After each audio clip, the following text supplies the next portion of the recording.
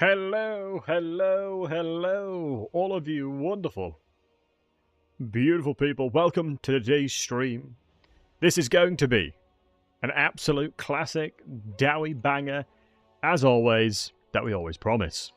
Do not shame your ancestors, Dowie brethren. Ye shall not shame your ancestors, Dowie brethren. So the Dowie is here. And we're going to be doing Legendary Hard as always. You guys know the drill. We will always play the hardest, the most grueling, wherever possible. We're going to be doing Thorgrim today. As Thorgrim right now is arguably one of the better dwarves. Because his economy is so much better and his ability to snowball is really, really good. We're going to do a nice classic El Clasico Battlesey banger. Legendary Very Hard. We'll jump into it. Any snow? Yes, it has snowed. There's snow all along the rooftops, which is pretty dope. But Desi, I'm good to see you. Philosoraptor, late. I have shamed my ancestors this day. Although, I'm never late, so the time that you see on YouTube, I'm always early on Twitch. Because usually, well, the thing is, with YouTube, I want to make sure it's more professional, and it's a little bit more structured and stuff like that. So, I tend to make sure that I'm, I guess, always on time there. So if you've not followed my Twitch, I would highly recommend it, as we do a lot of variety and a lot of fun things over there as well. Last time I was in FFA, everyone had lags because of me. Well, Corvus, if you use the VPN angle, there's a VPN you can get that we've used as a community before, and it works really well. Twitch will be going in the book then? Yeah, fair enough. Fair enough, fair enough. But yeah, I hope all of you guys are doing well. I love dwarves, I really do. So there may be, so I'm not promising anything here, but there very well might be a mod that involves my dwarven voice. That's all I'll say.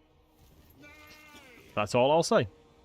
I have voice acted dwarves before, so there are mods that exist with my voice acting of Dowie in there, but. Yeah, there will be another one dedicated. So my voice dedicated to the person, or the character, should I say? So I'm excited about that one, as I think it'd be really cool. And I've been working on some other really cool things as well. You know, I've been putting myself to work. You know, but yeah, as always, do not shame your ancestors. I cannot confirm nor deny who it is, as I still need to make it come to fruition. You know, it's one of those things where, as part of being a product owner, always under-promise and over-deliver. So I'm not going to reveal too much just yet. Right, classic formation. Honestly, the Dwarven Miners are such a trash unit that I hope they rework them soon. Am I playing with Lords, Lucas? No. Dwarves are perfect enough that you don't need mods. Any churros. Any churros, guys. Oops. This is one of the awkward angles when you've got that grouped onto one. It bugs the bombs.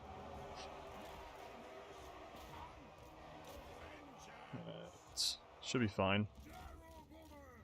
Yeah, so you'll never lock your formation of your gyro bombers, because if you're pressing shift 1, it sometimes will go over to the number 1 that's keybind.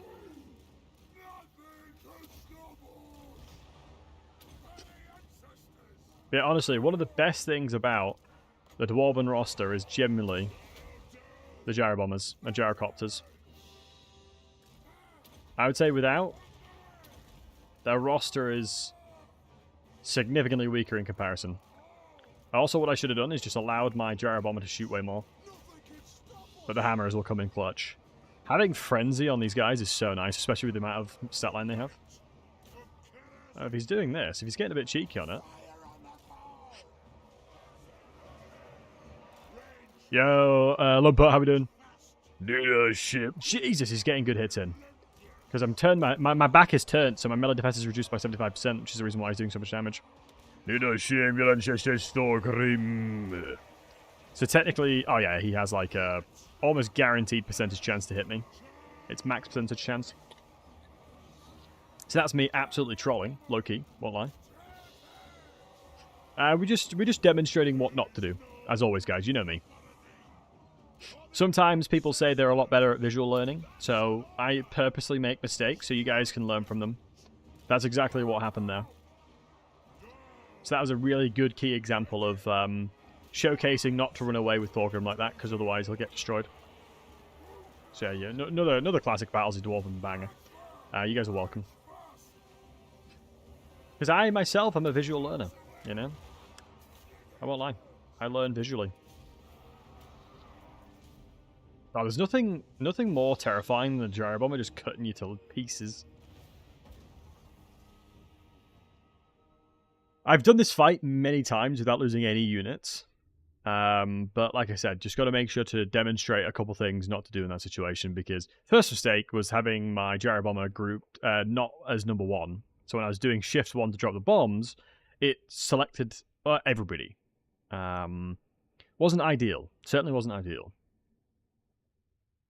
But yeah, if you are interested in joining... Oh, we have someone that's joined the Discord. Fairy, welcome to the Discord. Yeah, I'm going to be advertising more and more the Discord because I'm going to be doing some pretty cool stuff in recent times, so I want to make sure folks are aware of it. I should have gone with Oath Gold, but honestly, with the amount of delays to Oath Gold, it's not as bad anymore. Wow, I didn't level up. That's surprising. I must have... Yeah, I don't think I killed enough to get enough experience. Because in the game, for a long time, it's been a threshold of you have to kill like a certain percentage of their army to get maximum experience, and I think that still exists. Because I should have leveled up from that. I definitely should have leveled up from that. There'll be no peace. There'll be no rest. No peace until every page of the damage cron is accounted for. My name is Thorgrim Grudgebearer, and this is something I promise. From my kin to another. The dwarves will have our vengeance. Okay. So yeah, we'll be doing an FFA this weekend. Akoi may be joining, so Akoi might get some of his community to join as well. But it's generally going to be me trolling you guys with the Changeling. So if you guys want to join an FFA where really random stuff is going to happen, then I would recommend it. I'd recommend jumping into the Discord and seeing the deets for this weekend. So the FFA will just be an absolute banger, not sweaty or anything, just to mess around and have fun is the objective. Shoot the archers. Shoot the cavalry. Saying that, it's probably better to kill the archers. More accurate changeling. Yep, that's the goal. So if anyone wants to have fun with that, let me know. Because I think it'd be very amusing. So we'll stream it this weekend. And we'll test to see how well it goes. If it goes down well, we'll do another. Count me in. Legend. Can always trust you, Bob. How's your hand in that, lad? I hope you're feeling alright. And Civ 7, I'm looking forward to Civ as well. I'm not sure about you guys. I took a long time to get into Civ 6, I won't lie. Civ 5 set such a large precedent. It was such a good game that I was like still hesitant to play Civ 6 because Civ 5 is so good. And in time, when more DLC and stuff came out, it's definitely a lot better than Civ 5. You know, it just took me a bit of time. Why? I just shot the crud out of my units there. That's not ideal. Like a mobile game, it took long to get me into it as well. Yeah, I just think it just wasn't anywhere near as good at the beginning. Yeah, it just wasn't as good. Full stop, it just wasn't as good to begin with. But then again, there's so many, like, Victoria 3, I think is another example where it's probably getting to the point where it's better. People have told me, arguably, that Crusader Kings 2 is still better than Crusader Kings 3. Which I find interesting. I always find quite interesting when I hear that. I should have changed the formation of my troops. Because I could have bombed more with a better level of accuracy there. Bit of bomb with a better level of accuracy there. Oh, we should not be chasing. Yeah, Civ 7 may be a similar picture where it releases kind of meh, but becomes really good eventually. Nice. Always remember to replenish your ammunition where you can. That's free balance of power, baby. But yeah, Ollie, I hope you're doing well, matey. What's your favourite popcorn? Has more stuff with how old it is, Niski? Yeah, honestly makes sense. Makes sense to BH.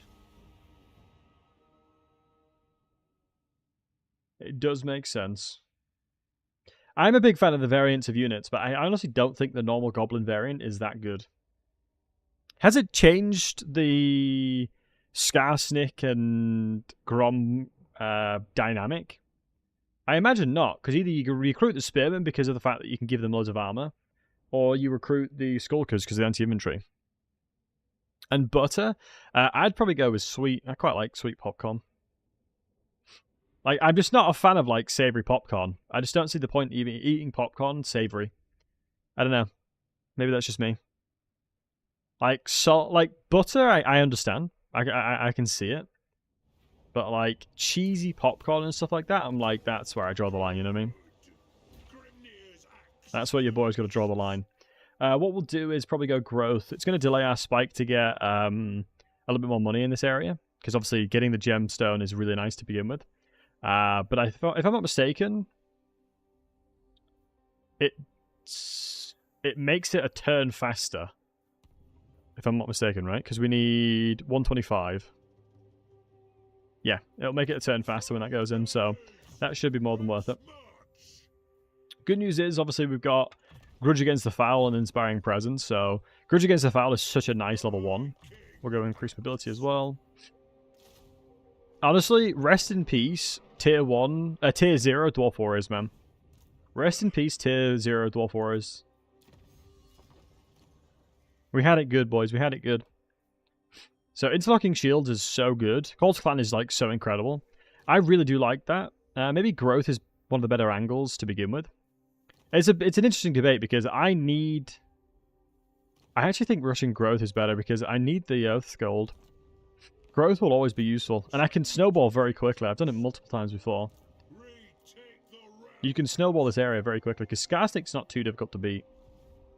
But the only challenge that I have is I want to make sure that I get the Spike, Rune Spike. Because I have killed Skarsnik before in 3 decisive battles. And I want to avoid that if I can. Do they still have... Yeah, so Demon Slayers still have Siege Attacker. So one of the best things you can do is if you're using another Lord, like a Lord or Rune Lord, you can swap out the Lord by going to here, then going over here, replacing the Lord with a Demon Slayer, and then giving them Siege Attacker. So you can attack settlements turn 1, or in the same turn. I should have done loads of diplomacy, what am I doing? There's like so many diplomacy options I have, but normally to settle the dust is not too bad. Because we'll speak to Karl Franz and whatnot. We'll speak to our boy Franzi. But honestly, guys, I'm still, like, with my 60% keyboard, I don't think I'll ever go back. I really like how, like, clean 60% keyboards are. Not having F keys is annoying, though. Not having an F key is kind of annoying. But you use the FN key, which I learned recently. I think it was Monsheep in the chat that told me you could use that. Right. So Bloody Hands is Confederate that, makes sense. So we go over here. Trade agreement with Zulfbar. Sure. Free monies. Trade agreement with friends. Declare war on you. Sure. So that's double trade agreement locked in. So we've got triple trade agreement locked in. And then once we upgrade the settlement, we'll get Diamonds of Forever in there. Because yeah, you can see, look, we've already skipped 1 turn. So it does actually increase the timer to get tier, like more tiers faster. So it does seem worth it. I think one of the things I would always recommend, don't build gate at the deeps early on, boys. Just don't do it. It's not worth it. If anyone's telling you to build the deeps early, it's just not worth it. You delay so much by doing that, it's just not worth it. It's, like, I understand why you'd want the deeps, like, the sooner the better, but the money you invest into it is just not worth it. So you have to quantify if you're investing money into one settlement. If you're building tall, it makes sense, right? But Thorgrim has the ability to build very, very wide, very quickly as well. It's why I think Thorgrim is arguably one of the most versatile Dwarven Lords at the moment. Because he can fit both pages. He can go very wide or he can go very tall. Like, he can do both of them without problems. Whereas people like Thoric kind of has to build wide because of where he's put. Like, he actively gets punished by trying to build tall. Because a lot of the people around him just become really strong. And so he's sort of funneled into building very wide. Okay. And over the mechanics since it came out, how good is it? I would say, well, it depends on what you're rating it. Depends on what criteria you're using to judge the mechanic. I would say it's a great money source if you build tall. It's a great defensive mechanism as well. Helps you defend a lot easier too. Holy crap. Have they buffed the gyro bombers, by the way? Are you kidding me? They've buffed gyro bombers 100%. When did they buff gyro bombers? When did they buff gyro bombers, boys? Be honest with me. That's ridiculous. What the hell? They've made their accuracy so much better. That's not normal. This is not normal. This is not normal. Oh my god, I bet if I land as well, it'd be more accurate to shoot with as well. Right, my brain is cooking up. Yeah, that is not normal, the accuracy. Yeah, that's too good. Yeah, I'm telling you boys, that's not normal. Ooh, have they nerfed the ammunition? Is that what they did? Did they nerf the ammo but make it more accurate? Base value 30. I didn't have that much ammo.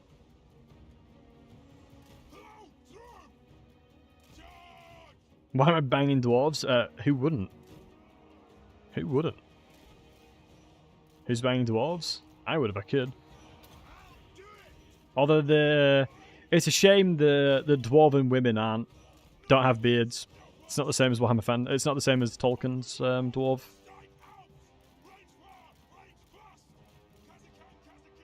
Alright, let's move back. Wait, I just got 11 ammunition from that. I think the ammunition is bugged. Dwarves are the goat. I couldn't agree more. Do not shame your ancestors, our brethren. The dwarves are the best faction to know. Silly manlings and stupid irk do not know of dwarven supremacy. Yeah, nice. Let's reposition. I think gyro bombers are bugged. There's something about gyro bombers that's bugged.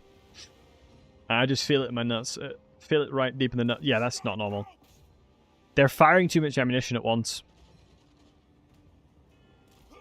I think they're firing occasionally way too much ammunition at once. He uses 5 or 10 ammo. Hey, Jewel dude. Yeah, I think they're just using too much shots. It is after turning. Wait, so if you turn, you shoot more often? Yeah, I just turned and then all my ammunition went. So how do you then keep it consistent?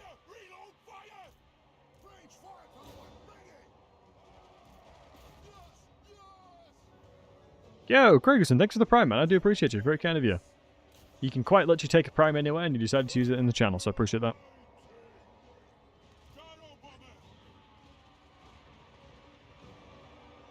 Oh. Time to do the most satisfying thing as a dwarf.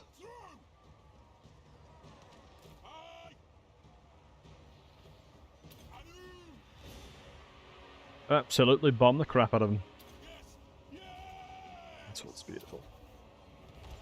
Silent Lurker, always enjoying your content. Keep it up. Oh, dude, much love to you. Thank you so much. It's really kind of you.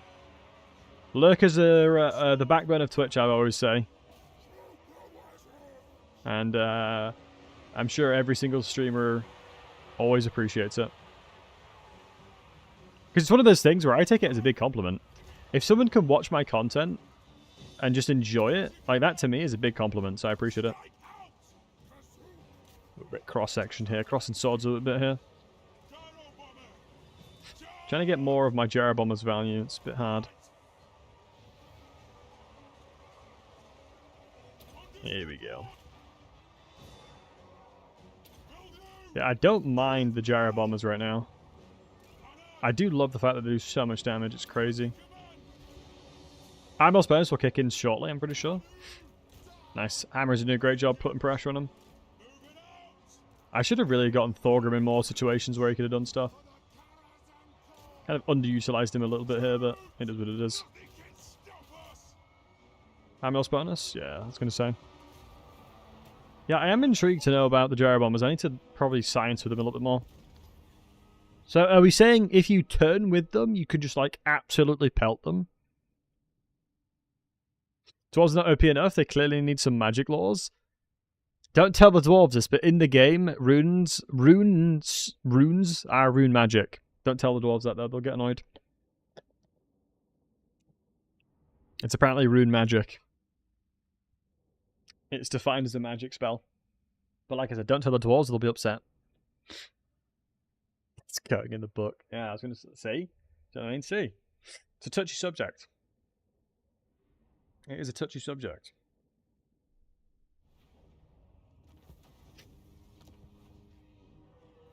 Right. Okay, nice, got the province. Yeah, Empower the Guild is so good as well.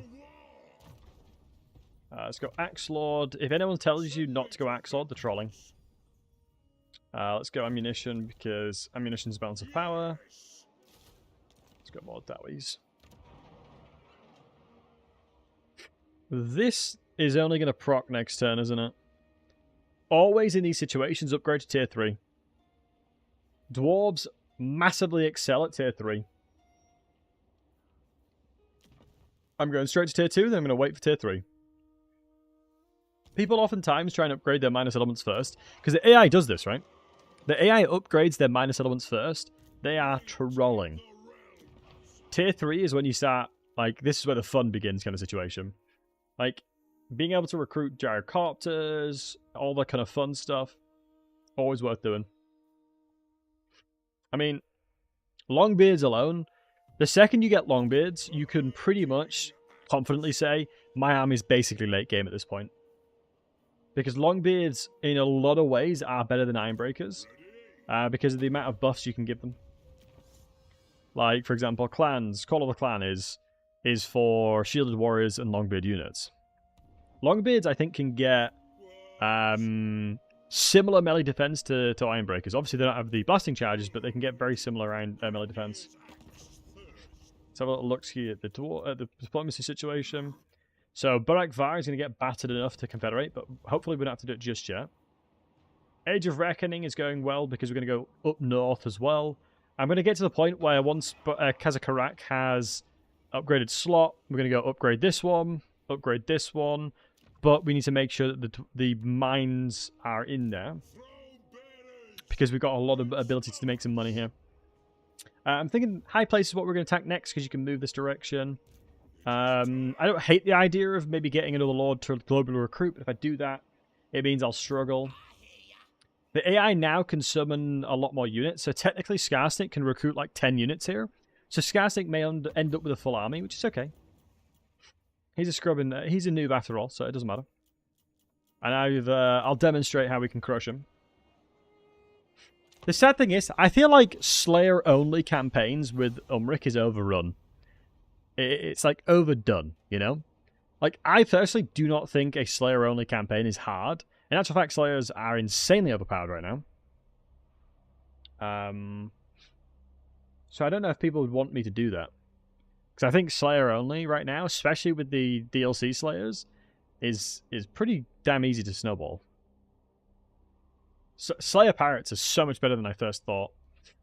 I said they were garbage, but a couple of them is really nice. Like a couple cheeky Slayer Pirates in your army goes a long way.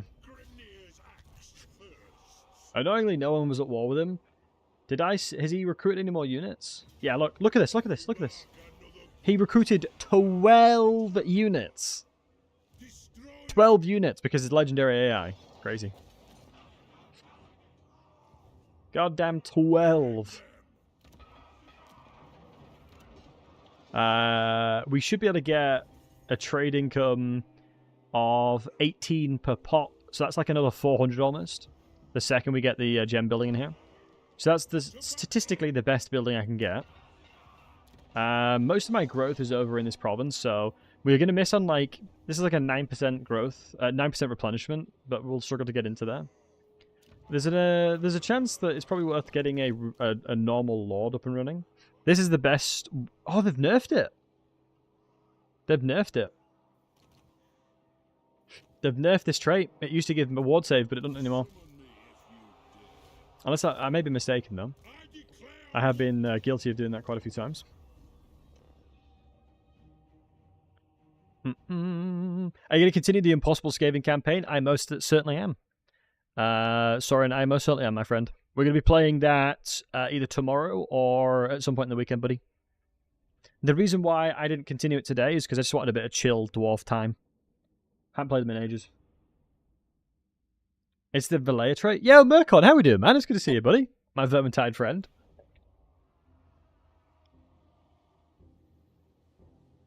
Nice to see you playing a different game and then homies coming in for Warhammer 3.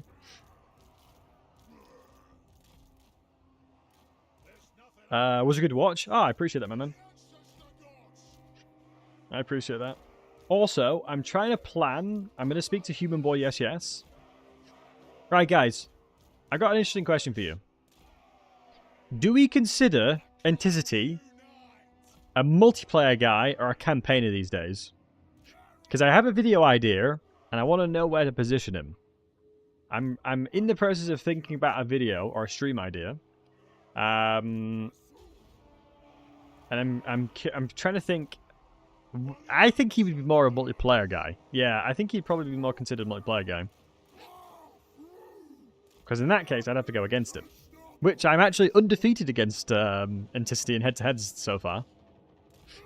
Anticity has yet to take me down in a head-to-head. He's yet to dethrone me. Because my record of head-to-heads is I actually am undefeated, which is surprising. I'm surprisingly undefeated in head-to-heads. But usually, I play factions that I know very well. If you put me on a faction I don't know very well, I would get crushed. Like, there's just no questions about it. Like, I have relatively limited flexibility on factions I don't know. I would argue head-to-heads, like, you could be genuinely the best gamer in the world, like, in battles. But campaigns give you... If, like, having good campaign knowledge in head-to-heads gives you such an advantage that it doesn't matter how good you are. In my opinion. IMO. Any plans for playing Grimhammer? What, SFO? I mean, we played SFO fairly recently when it was in early access. It was Avengers was kind enough to give us early access to it. But I haven't gone back to it soon.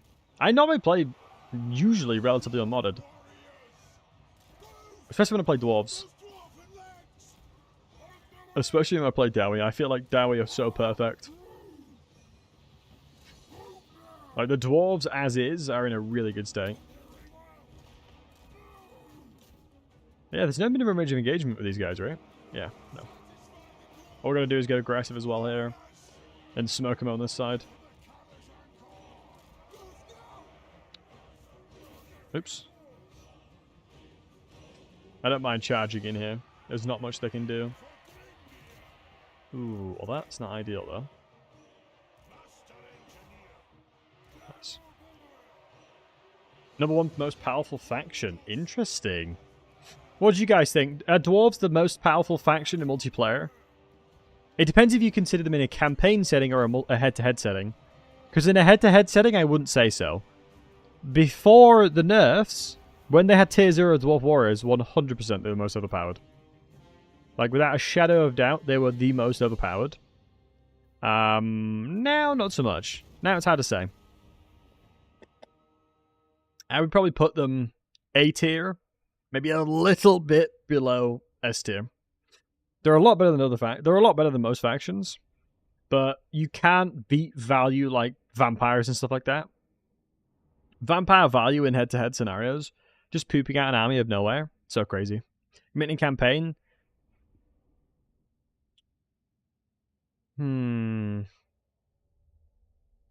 I still think Warriors of Chaos are very, like, Tamakan especially. Tamakan's momentum and tempo he generates early on is very hard to beat, and dwarves can't really do much against Tamakan. Especially because his army composition is mainly armor piercing later on. I'm not recruiting any units, by the way, there's no point. And I think I have a hard time, Eric, saying agreeing to that. I think dwarves are really, really good, and I think from a consistency perspective, they have better matchups from a widespread consistency perspective than Tamakan does. But I think Tamakan has the edge of snowballing, because Chaos Dwarf units inside that roster is really nice.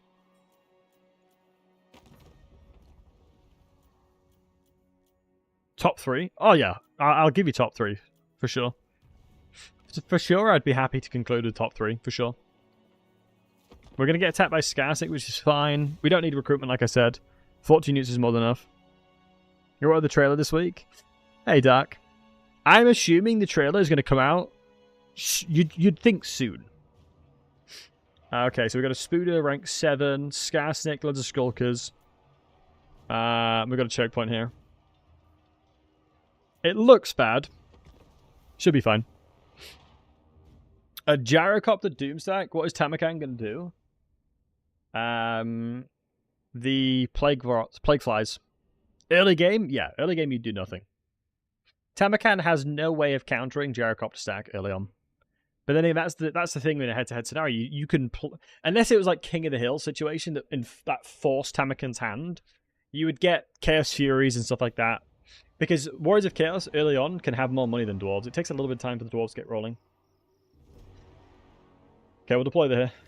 It does take a little bit of time for the Dwarves to get a little bit rolling.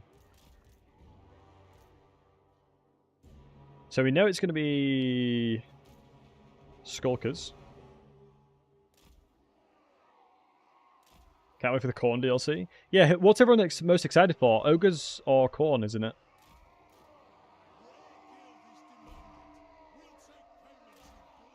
I've only ever played Chaos.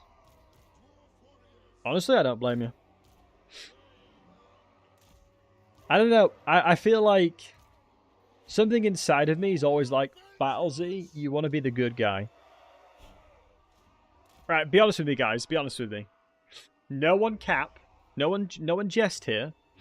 When you were younger and you were in school, did you ever daydream about like some robber or some evil person coming into the classroom and then you beat them up and then you save the day? I think my Ordertide love stems from things like that. I do prefer Ordertide. I am a big fan of the Ordertide. Like Carl Franz Gigachat. Because it's one of those things where it's good every now and again. It's good. You did that yesterday. It's good to have. I'm going to use these guys as sacrifice, by the way. These guys are in the front line as a sacrifice row. Oh, nice. We bought a lot of room for ourselves here. Remember, this is Warhammer, but there are no good guys.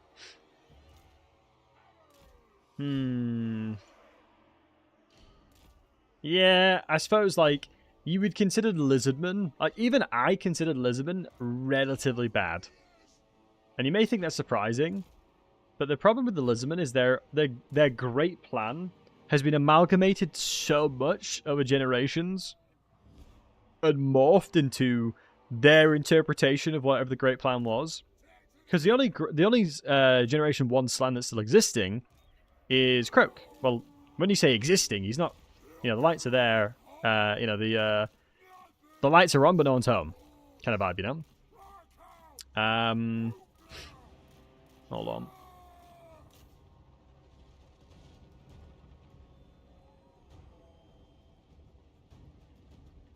Jesus. Gyro bombers have been buffed, 100%. Like, what the hell is this?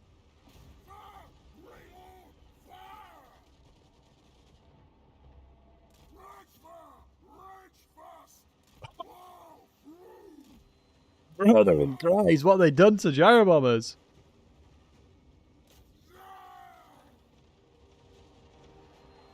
I almost three-shot this spider. I almost three-shot him.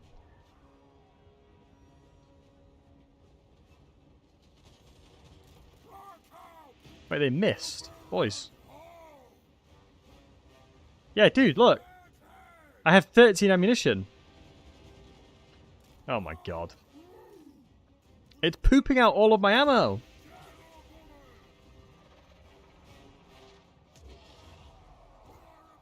Right, I need to wait for the skulkers. I need to figure out where the fanatics are. As long as I know where the fanatics are, I'm not bothered. We're just going to wait for the rest of them to stack. Wait, are you telling me I can just kill Scarsick as well then? Yeah, it's not as bad. That's not as egregious. I'll give him that. Let's guard mode at least though. Let's get Scarsick up.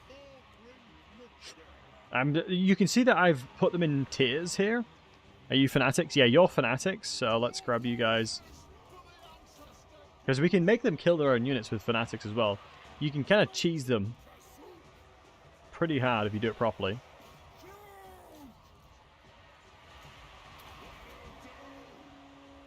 Yeah, look, they've done it already.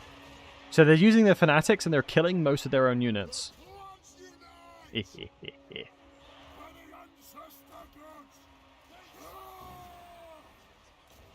Do one more volley into Skarsnik.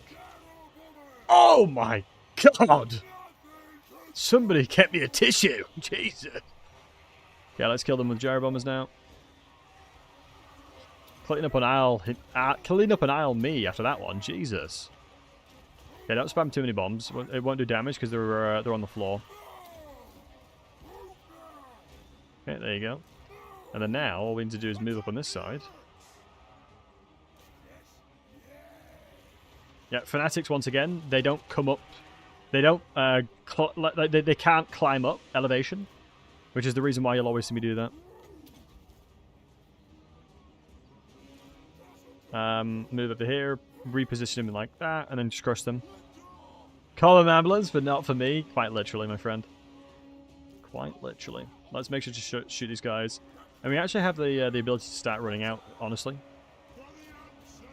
Otherwise, we'll take too much pressure here. Oh my goodness, beautiful.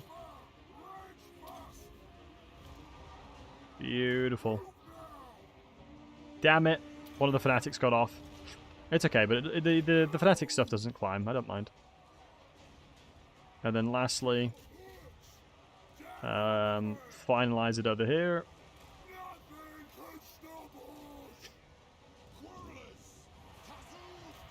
And then one. And then we'll wait for another one. Let him give up. Get up, you bloody grumpy scum! Face my gyro bomber! Nice. And that's all she wrote. So that's a 14 versus 20 situation. I need to find where the skulkers are. Not the skulkers, sorry, the fanatics. Are you the fanatics? Yes, you are. Make sure they're dead.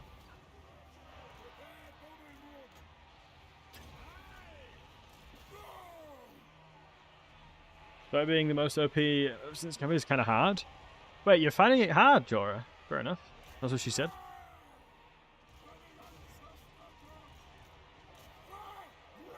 I can always make magic happen with the dwarves, Jorah. Just you sit here. Just you wait and see, bud. 61,000 damage casually. A casual 6.4k gold value. Not bad. Not bad, not bad. Wait, which ones are they? Damn it. I went after the wrong ones. We need to kill... Yeah, 12 is more than... That's fine. They'll die from that. Yeah, not too bad. Only 236 lost. His spider's dead. Skarsnik's dead. His hero's pretty much dead. His fanatics are both dead. Nice. Which means he retreats from this one into the settlement again, I suspect. Or very close to the settlement. Then what I can do is attack that one and him. Get the Runer's Spite, jump over to Mount Gunbad, or Mount Gun Good if you're a dwarf, and then we can complete that one and conclude it. Main goal with Thorgrim is to just get him tanky enough to rot everything down. We are going to go with the Earthgold here, because we get a replenishment from this turn. So the majority of the losses that we got from that one will have replenished for the most part. Also, Skarsnik's defeat rate is always super, super useful. Especially as you start to migrate towards Tretch. So Knobnail's crooked. Sometimes it does curve to the left or right. That is fair enough, matey. Let's have a look over here. Quest we will do, but not just yet. And then we're going to go with gems. Normally I go with like, oh, a runesmith wouldn't be terrible. I mean, I do sometimes just go for the Oathcall generation. Do I feel like a runesmith will dramatically impact my ability to farm and snowball early on? It's going to take 3 turns to recruit it, and by then I'm going to be like over here. So nah. We'll go with Oathcall then. I think that's the right play. I think if I'm not mistaken, we should be able to get military recruitment from one of these buildings as well. We did get a couple of Dowie warriors from this side. What we can do is just chill out for a second. We'll murder this guy. Because look at that. Look at, like I said, most of the replenishments come through. Skin probs not all, but all those probs, yes. Yeah, valid. I have to fight every battle against him as Queek. Yeah, Queek can be a real pain in the nuts. But this is perfect. So Axe Lord and Grudge Against the Foul. My guys are basically Thanos against all greenskins right now. Because you can see, look, if I go and attack here, if I just do a little cheeky attack, you can see that we have 34-47. Which is insane. We will fight this one because there's no point losing any units. Honestly, when it says decisive low, I never trust it.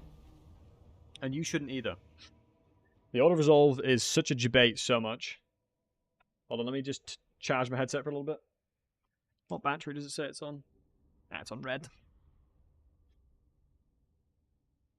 Honestly, I'm getting a bit of a habit of doing this.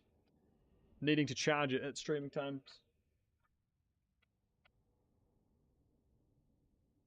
Which is not good.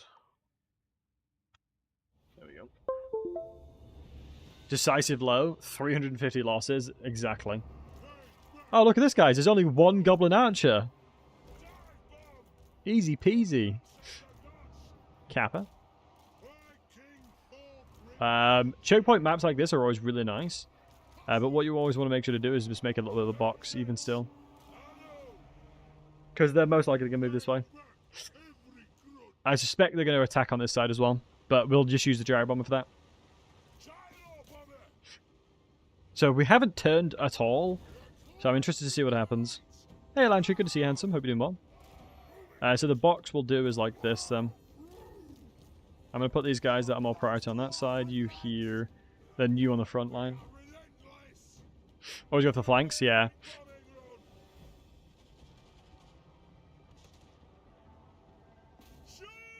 I killed Throg, but Throg, Wolfic, Epidemus, and Astrath all declared more me. Wait, are you playing as Thorgrim still? And you confederated Malachi? Yeah, I was going to say, you know, you'd have to get a really early confederation. You switch campaign. Malachi's campaign's actually quite hard. Despite, just because the tier 0 Dwarf War is being removed. Their numbers will count for nothing. Harry, how are we doing, handsome? Good to see you, dude. Good to see you, my man. Hope you're doing well. Have you and Lindy been playing tons and tons of Vampire Survivors recently? Because I feel like it's gotten the Discord by storm. Right, so it looks like the rest of them are flanking here.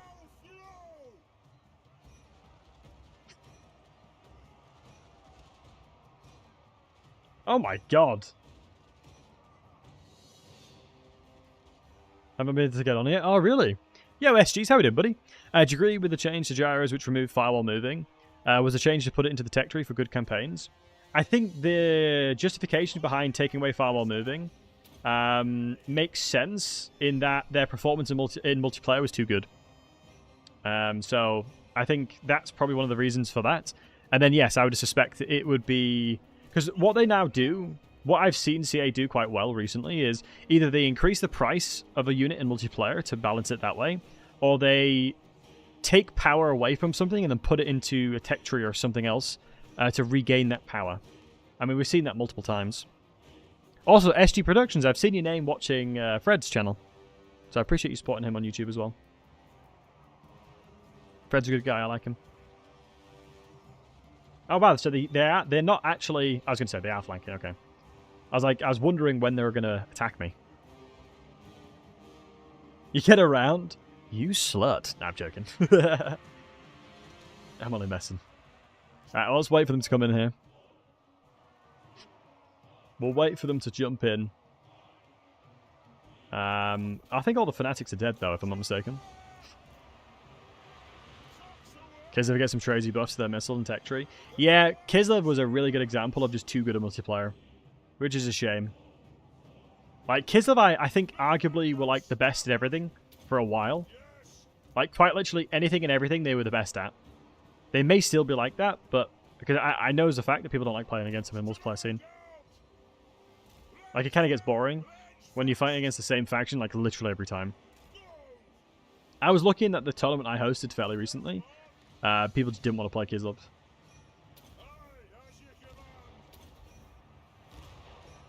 Nice. Ah, the gobbo archers are over here. The AIs deployed themselves quite interestingly here.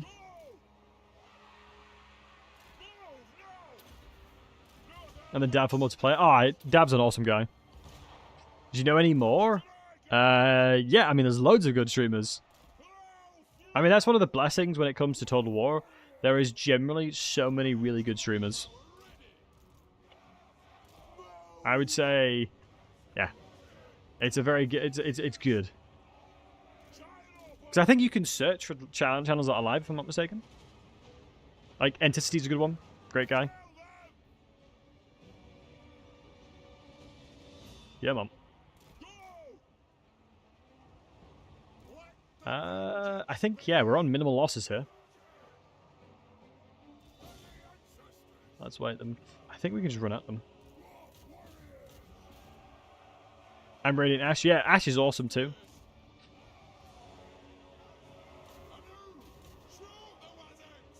Yeah, Ash is lovely. Hey, Countess, good to see you, buddy. Hope you're doing well. Oh, I need to... After this battle, I should be able to then get Rune of Spite.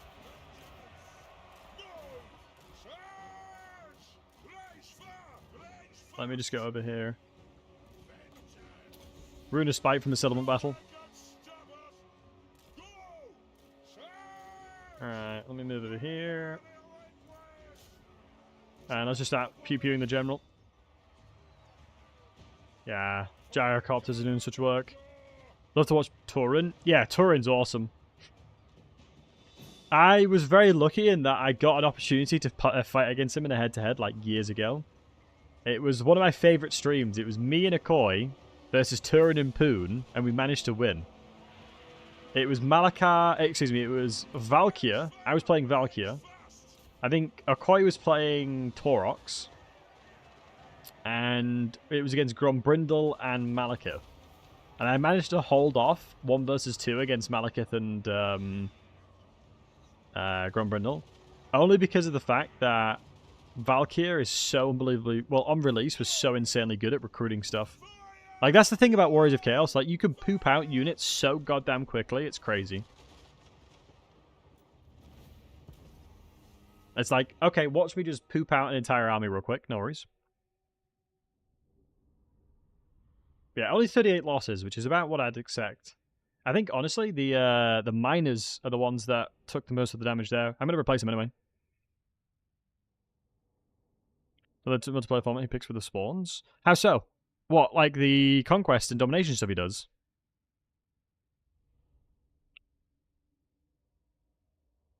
Malekith was caught within the fire, his body terribly scarred. It was said that his screams were so terrible that none who heard them could ever something or other.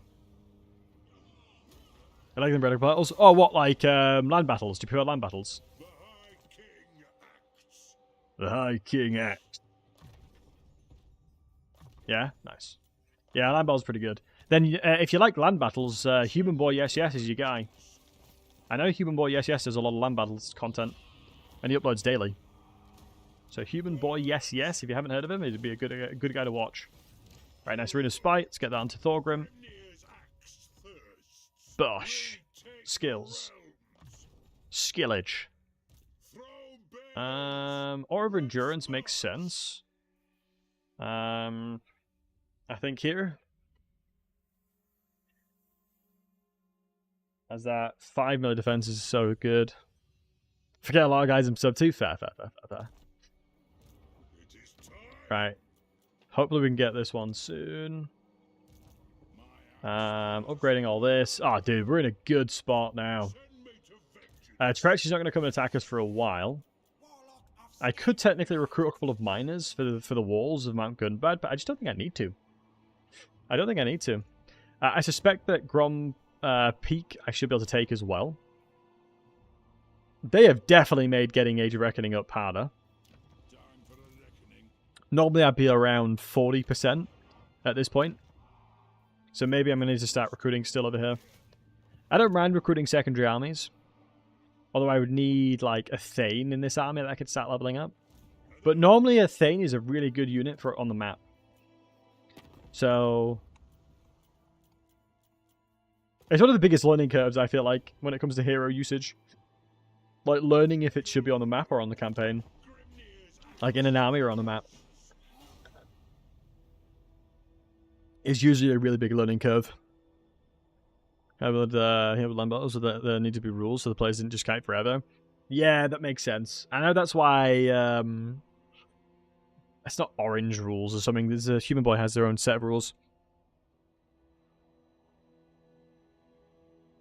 And turns out your grudge settling target can actually decrease. Always thought it increased. No, it depends on the percentage you got. SG, I have a video that goes into in depth with the mechanic of it goes in depth into the mechanics of Age of Reckoning. Have you seen it? Nice. Yeah, because I even requested help from CA with it to make sure I was accurate. Or I'm pretty sure I did.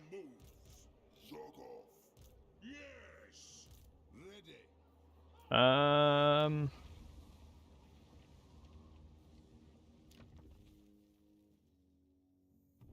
may need a lot of money to do this one. I think if I take this, upgrade, I may need to upgrade this in 2 turns as well. I can't afford to upgrade this. How come all the Warhammer 3 PvP streamers are on YouTube? There's more of an audience, if I'm honest. Like, I would say, generally speaking, people don't really watch PvP on Twitch. Generally speaking. From my experience and what I've seen. Like, if I were to stream PvP, I would say I'd probably get more people interested on YouTube than Twitch. Just because that is just where the audience is. From what I've seen. Oh my god, this is so lucky. It's very tempting to take the Auto Resolve here. But I mean, it should be a clean fight no matter what, anyway.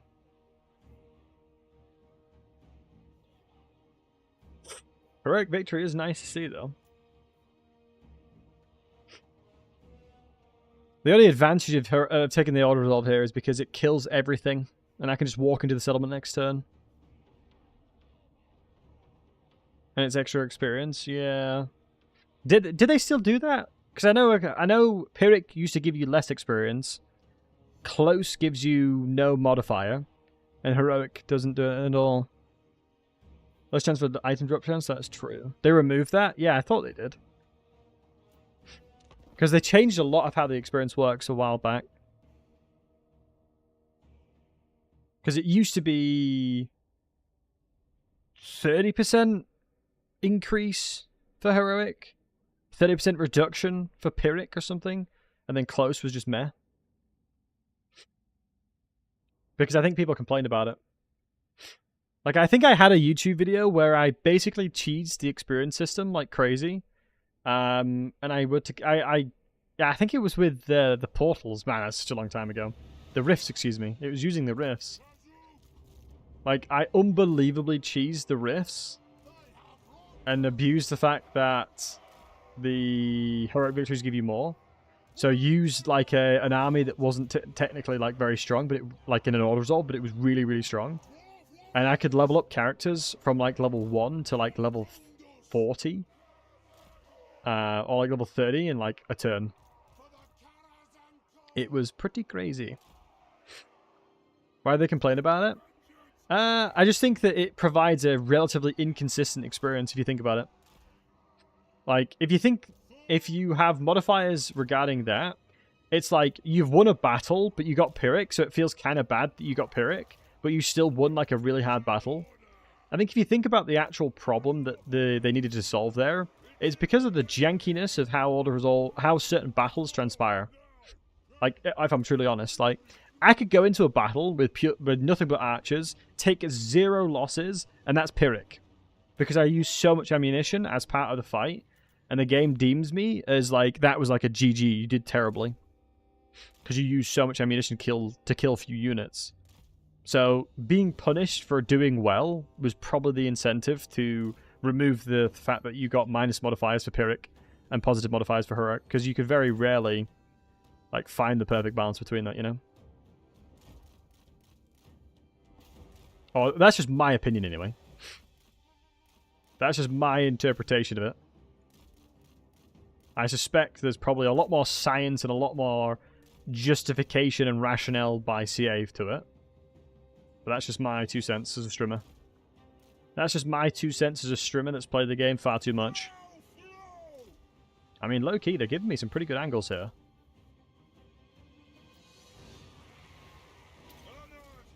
I don't mind dropping bombs on this one. Just naturally, we'll win out in the melee fight anyway.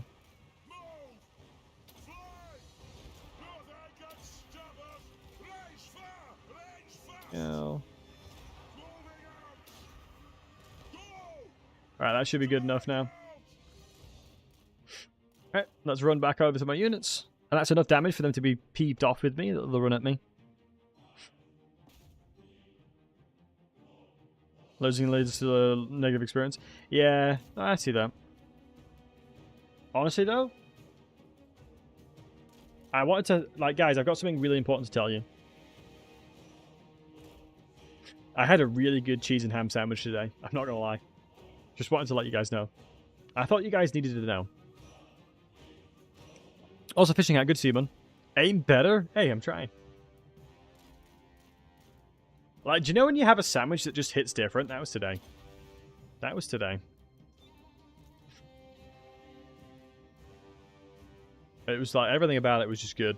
Really good bread. Nice thick, crusty bread. I should have done enough damage to them. Yeah, they're slowly moving over. You ate scrambled eggs, now your farts are stinky? Is it really the scrambled eggs, Eric? Let's be honest.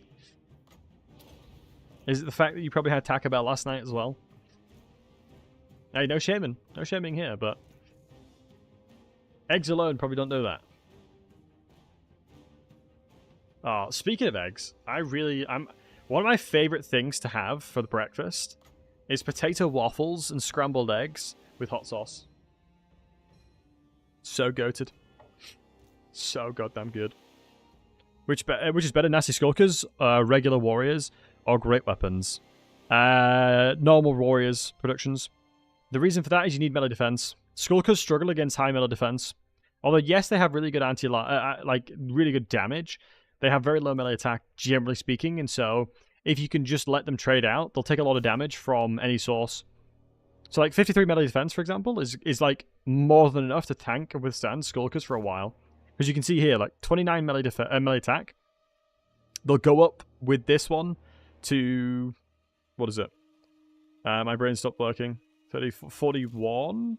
Yeah, 41. And then obviously the melee defense calculations, they're only going to have like a 10 to 15% chance to hit. Which is like trash, right? It's not very good at all. So, yeah, you don't need to worry too much about them. And that's only possible within the elements of having mitigation. Because I constantly say this, and I will always continuously keep saying this. Mitigation is so much better than doing damage.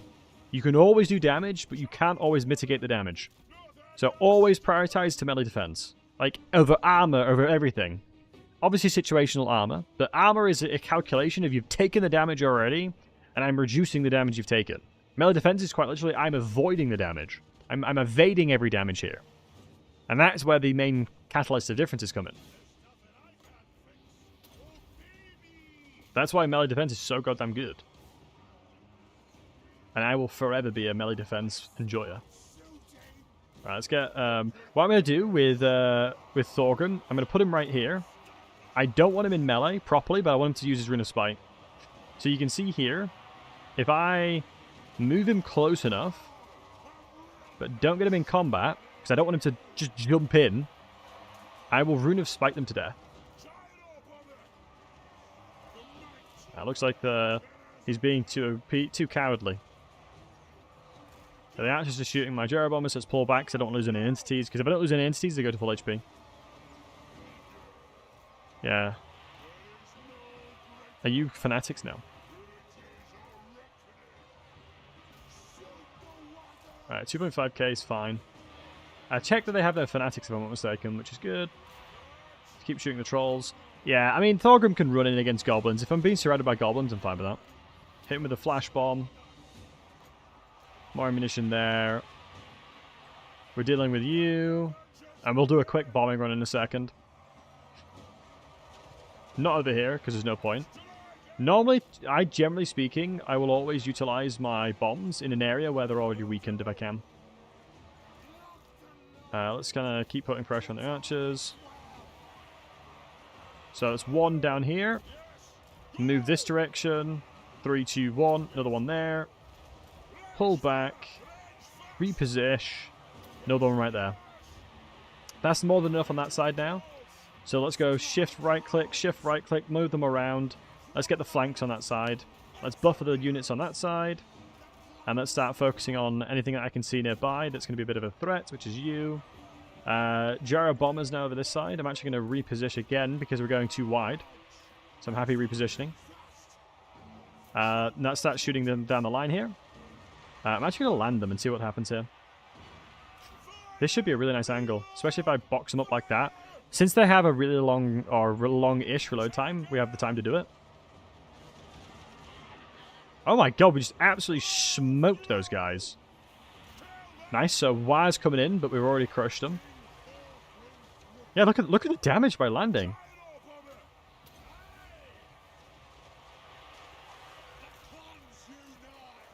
Wait for a sec. Let's take stock of the battlefield. Archers need to be shot at. Let's buff them. Give them a little more damage. Reduce melee defense over here, that's fine. So hammers and that haven't really been enjoying combat just yet, but Rune of Spite's just rotting them down alongside the Aura of Endurance. Let's start flying, and let's do a cheeky bomb session over here, and that's probably the GG's.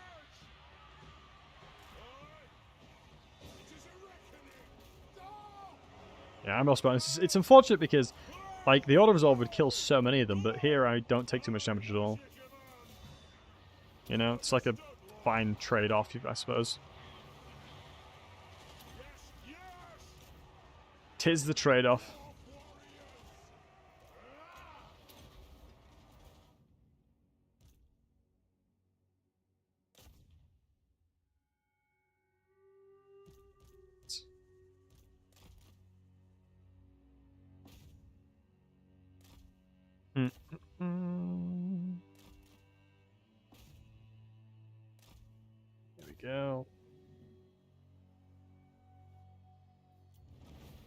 Nice.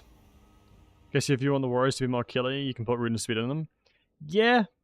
Yeah, no, you can definitely utilize a lot of the rune magic and stuff to help you out. I think this way we'll get more money at least. We'll be able to get a lot more money from this one. Oh, is about the pick victory thing, the aim? Fair. Counter argument, a dead enemy does 0 damage. Valid.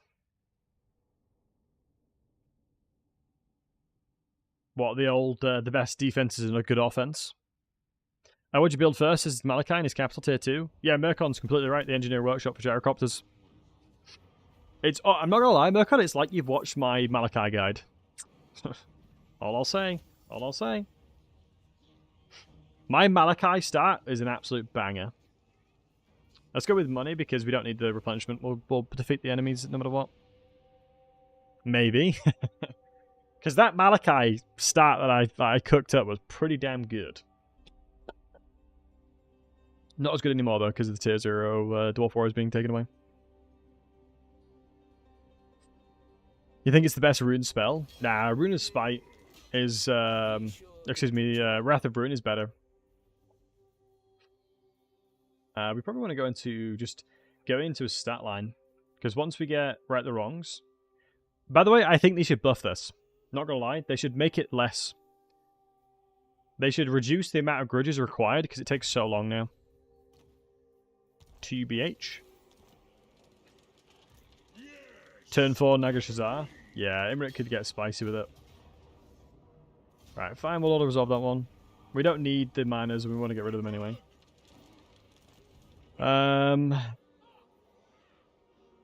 Let's go gold, because with the Empire of the Runes and growth buildings everywhere else, we should be fine.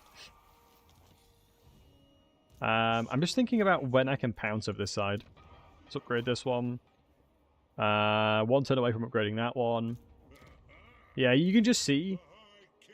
I shouldn't have auto-resolved that one, honestly. I'm trolling. I'm kind of trolling doing that. I should have just auto-resolved the first one. Because my army's battered now. Our RAS, I usually like to keep as emergencies.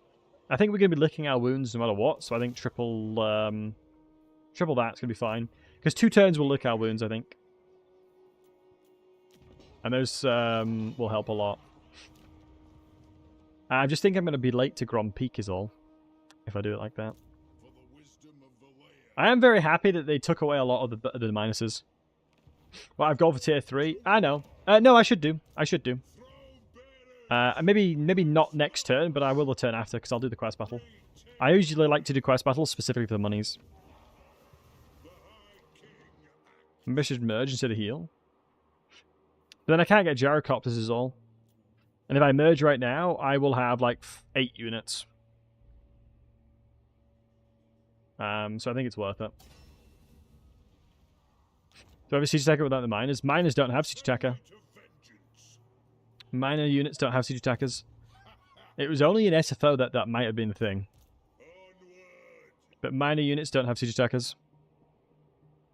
The only way you can get siege attacker really easily, early game, is replacing your hero for a demon slayer, because all demon slayers have siege attacker.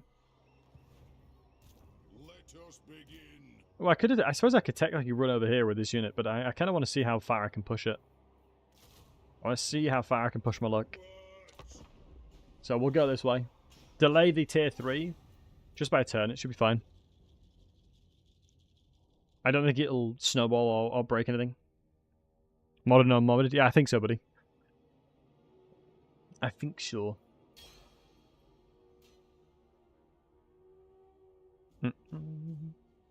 But generally speaking, SG Productions, the biggest counter to Skulkers is blasting charges.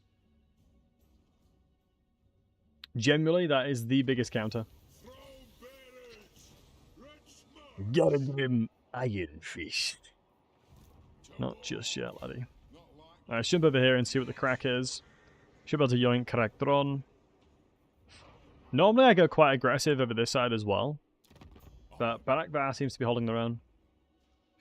Let's see what treasure we've got. Exporting 100%, so we have enough trade agreements, so I'm happy with that. One more turn and I'll do the quest battle. Maybe walk over here, then... Oh, Grom Peak's been taken already. Damn it.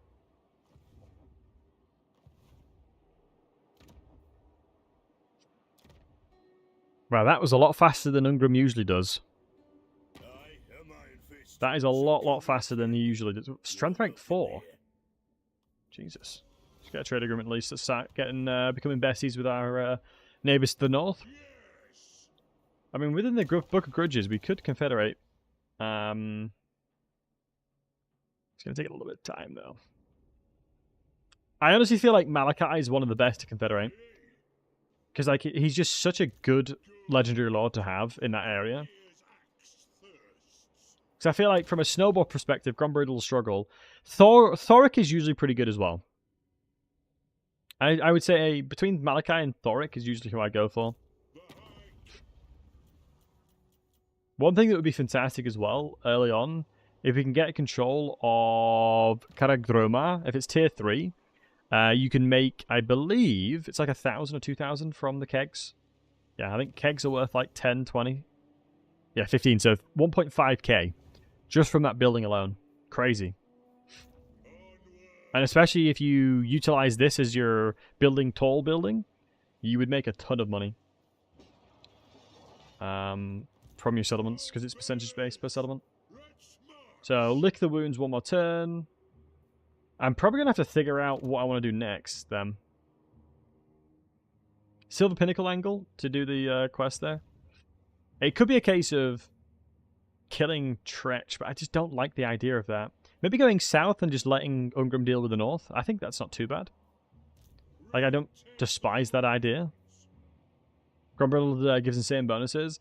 Yeah, but normally Grombrindle does, like, 3 unit ranks, etc. is just not worth the sacrifice you have as part of getting him, because he's normally just dead. Rush Karakate Peaks. The Karakate Peaks. I think only Belegar really takes advantage of Karakate Peaks. I do like Karakate Peaks as a settlement, but I think it's not as effective for other lords. Like Black Crag, for example, will give me a lot of money. If I go north, I can confederate the Dragon Slayer guy down here. South, excuse me. The Dragon Slayer guy is pretty useful. Oh, a random Thane. That's very fortunate. Runesmith, excuse me. For the wisdom of Valea. Let me have a little look, see if I just cancel that bad boy. They're at war with Karakazul. Strength rank 135. Looks like I can probably start taking away settlements from them.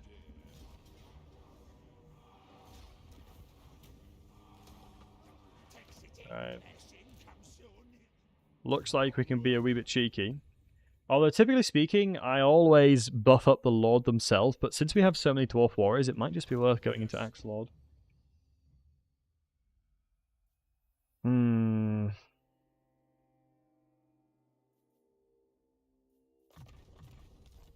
Yeah, let me play for my troops. I think statistically it probably makes the most sense. So with Grompreek taken away from me,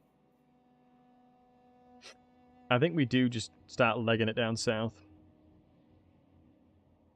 Because this province will protect itself, really. Yeah, what I'm going to do, run this way. Just by being in this settlement and getting the additional thingies, we should be fine. Early you boost army too, yeah. I think the Lord becomes really, really powerful just naturally. Is this quest battle still bugged? I think it probably is. It's been bugged for a long time. I wonder with the changes to the gyro bomber if I can just one-shot them. Probably can, you know. The Doom Dives are a real pain in the nuts, though. It'd be nice. I wonder if you can put Malachi's weapon onto a normal engineer. As that'd be sick if you can. So all we gotta do is kill these guys. Doom Diver Catapult's gonna be a real pain in the butt, but I think as long as we play this properly, I don't need to worry too much. Classic Dowie box, you already know.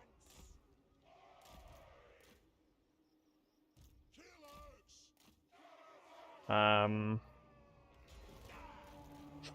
the shamans are hiding on the hill. We are going to get flanked, but I'm actually quite intrigued to know how this is going to transpire. It's got our max range. Are they going to try and shoot Thorgrim? No, they're not.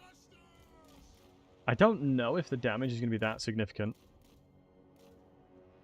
They are, like, auto-targeting. I gotta lock in, boys. Gotta lock in. I just need to get close enough to them. Because the minimum range of engagement's here. Shoot, I should not be firing. That's a mistake by me. Master Engineer. So I'm curious to see, if I just kill him, what happens? So, first goblin.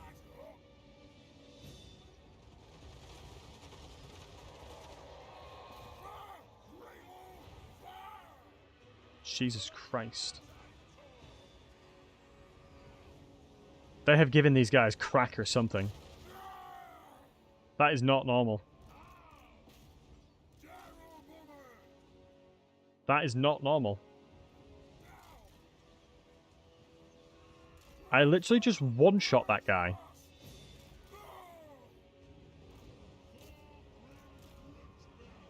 Us being near trees will help a lot as well. Let's one-shot the next one. Shoot this one.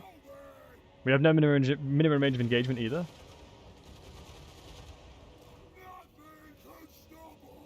Are you seeing what I'm seeing, guys? Are we all seeing what I'm seeing? Is everyone watching what I'm watching right now? That's not even the... all of them didn't shoot then.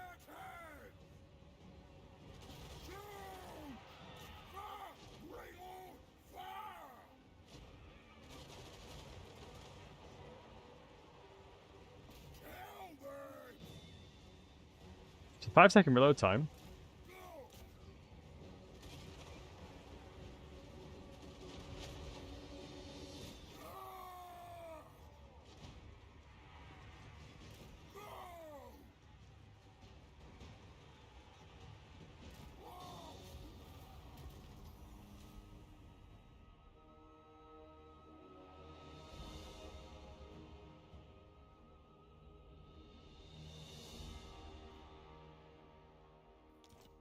Alright. Fastest quest battle of my life. I guess I'll take it.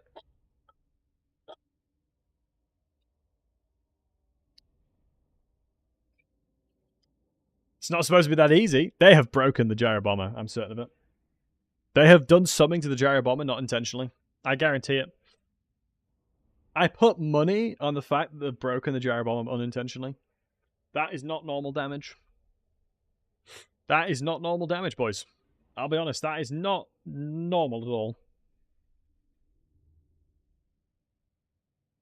In actual fact, that was grotesque. Well, I didn't kill enough of them to get bloody Oath Gold.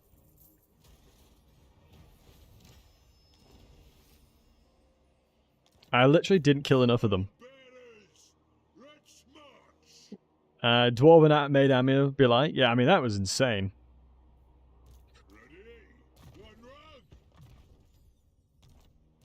Like, that was just insane. We're waiting until we can get Call the Clans. And we'll get Interlocking Shield as well. That is just madness, man. That is just absolute madness. I don't think I've ever had a quest battle quite that easy before. I don't think I've ever had. Wait, why do I have visibility of these guys over here? Interesting. Well, I appreciate the transparency game, but I don't know why you're telling me about them. Alright, nice. That's giving me tier 3 as well. Big from that quest battle. Durak Heldor. Durak Heldor. Alright, let's see what the ratties do on this side as well. We can easily come and crush them.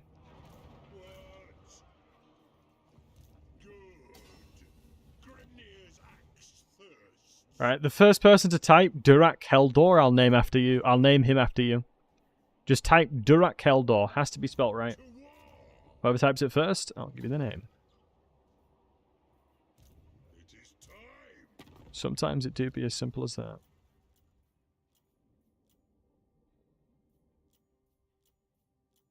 Let's have a look. Was it with the DJ? Is it DJ? No, it's Durak. You really put a Scandinavian twang to that, Jorah, didn't you, lad? Now that is a Scandinavian twang.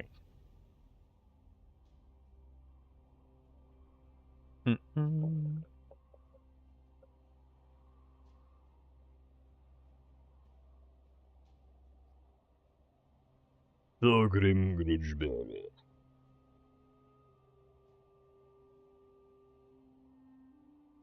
God damn it, Jorah. So it's a shame we're not going to expand to the north, but I'll just confederate Ungrim eventually. If Ungrim's going to be self-sufficient and fine on his own, I don't need to worry about it. Yeah, look, that replenishment is nutty. So, do I move further with Underway? No, I actually move further with Force March, surprisingly. Ah! Their lord is coming.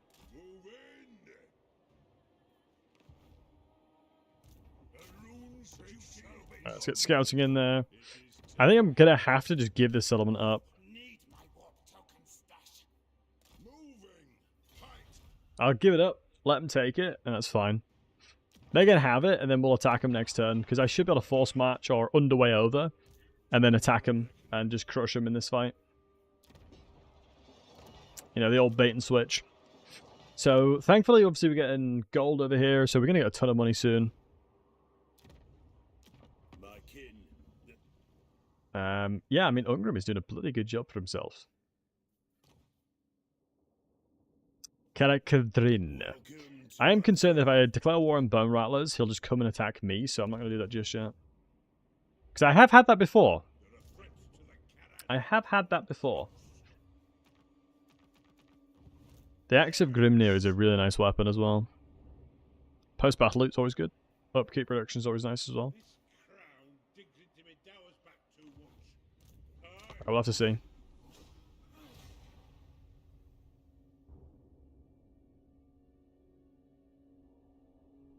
Malachi's Adventures, can you still get the buff from them after you do the quest battle? Yes, you can. Declare war here is really unfortunate. Means I'm going to have to start trying to bolster an army on this settlement on this side. Because I still technically want to move and aggress with Thorgrim. So, I mean, there's two angles. Depends if the minor settlement faction attacks this, and I can reach with both, I'm going to attack it. I'm going to have to. Yeah, so if they take this settlement, and I can reach, it would be silly of me not to take advantage of that. So we may lose a settlement over here, but we take away their main army on this side, and then Thorgrim can just clean up the rest. So let's have a look. So now Thorgrim actually can't reach.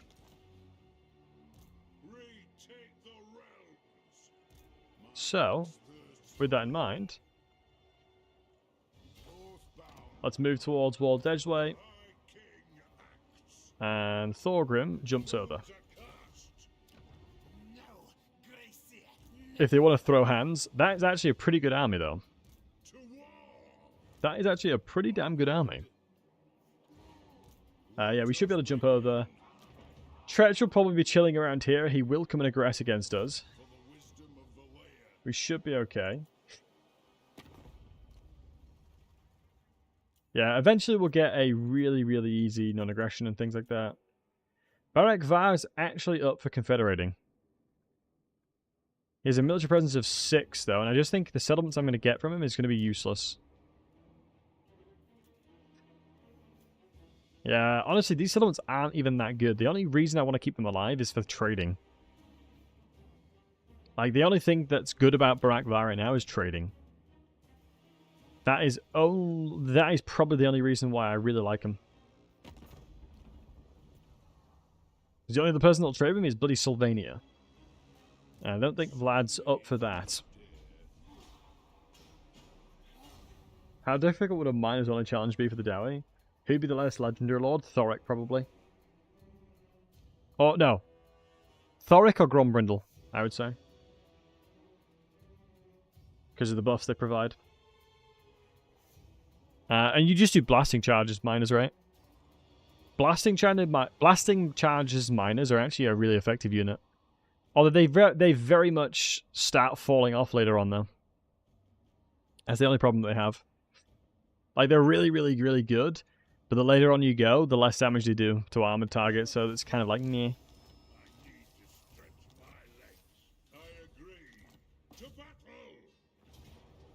We'll always that on, because obviously the army is super easy to beat. Grimnir's axe first. Can I force match faster? Yes, but it doesn't get me to the settlement. So it's not worth it. I have 5 turns to settle grudges. Oh, he's only has 3 settlements now, so he's lost a settlement. So he's lost this one here to Azag. But his capital's still in peace, it seems. But I honestly, yeah, like a miner's only blasting charge, it wouldn't be too bad. I think I've done it at some point, and it felt okay. Unusual location, what's this again? Control. But / corruption. Yeah, that's fine with me. I am absolutely fine with that. And Mercy, how are you doing, man? Thank you very much for the raid. I appreciate you, bud. How was Banlord, the Tor mod? I myself have been really enjoying it. I've been playing a what's it called? Vampire Lord. Obviously named Vlad. But how are we doing, dude? Hope you're doing well. Yeah, I've been really enjoying my Vlad guy.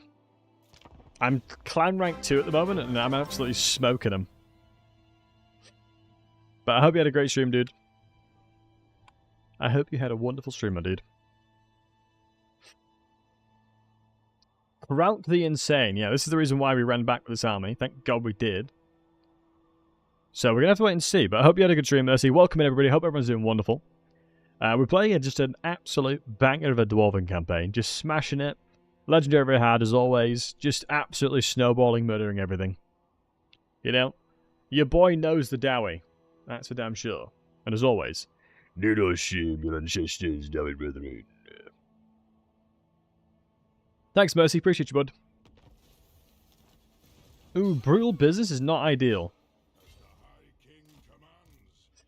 Because it means that even normal plebeian units have tons of damage. Then again, I guess it doesn't matter as much, because obviously we have so much resistances. If I could get a little bit more moolah. Yo, Baby Void, thank you so much for the tier 1, man. I appreciate you, bud. It's very kind of you. I'm just struggling for cash. I'm strapped for cash, lads. I'm a wee bit strapped for cash. I'm going to jump over here just in case. I don't mind attacking these guys at the same time. It might be worth me declaring war on him just to protect Barkvar. Because if he but then if he walks up, it'd be annoying. I was going to say, yeah, actually, like the war situation for money, this has a really high chance of backfiring. For the purpose.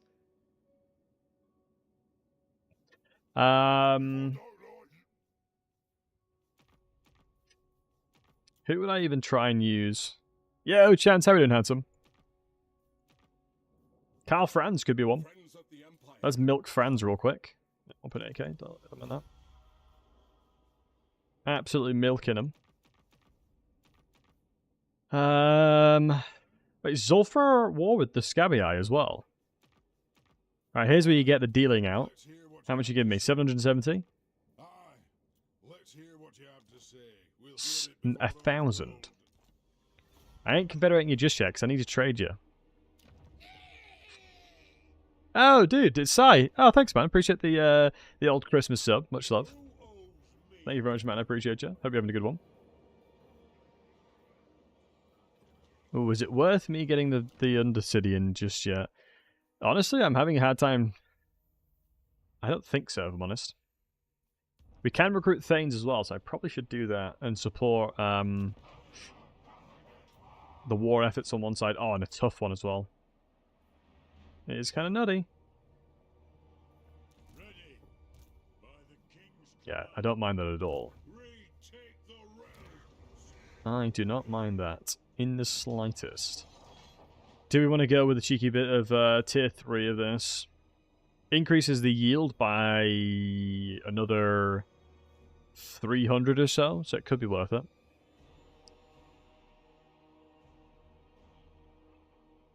Why do we go with Longbeard potential?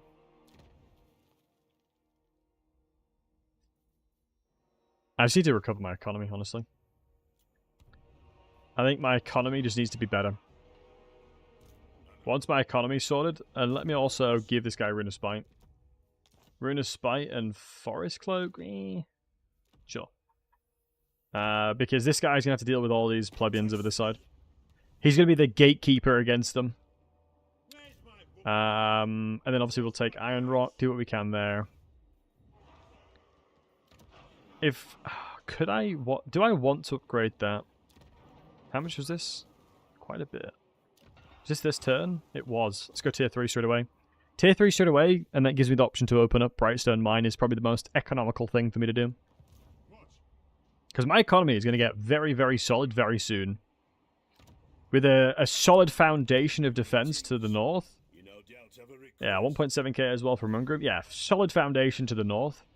We're holding and protecting the east, because they're not going to jump over, because they can't physically jump over here. And they can't physically jump over here. So they have to go through this whole this entry point. Thorgrim should be more than fine with even without the Rune of Spite. We want to take Black Crag and Iron Rock, and the sooner we can start moving towards Karak Azul, we can probably confederate them, which is probably a better confederation. Because Barak Var Confederation, like I said, I want to keep them alive so I can trade with them. Wait, we're actually able to upgrade this one as well. So I'll upgrade the gems too. So we got a really good amount of that. I think Thorgrim should be kicking in it's another level and I get the armor one. Another level for the armor one and then I can get even more money. But I'm setting up the very foundation of my economy for my army at the moment.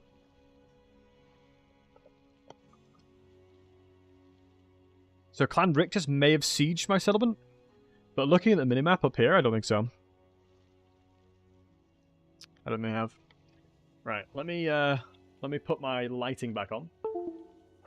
That Windows noise was me. My apologies. Underway interception.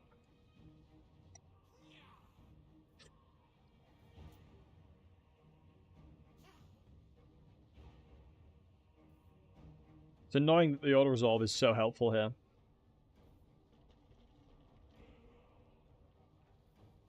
I mean, this army is just so free to kill anyway, because the gyrocopters we have, or the dry bombers. I am going to take the auto-resolve on that one, just because I really can't afford them running around my settlements. Because they were here, right? They died here, and so that means that I'd have had to walk all the way back to come and attack them. And it procs me the quest battle this turn, in the case I need the monies, which is big.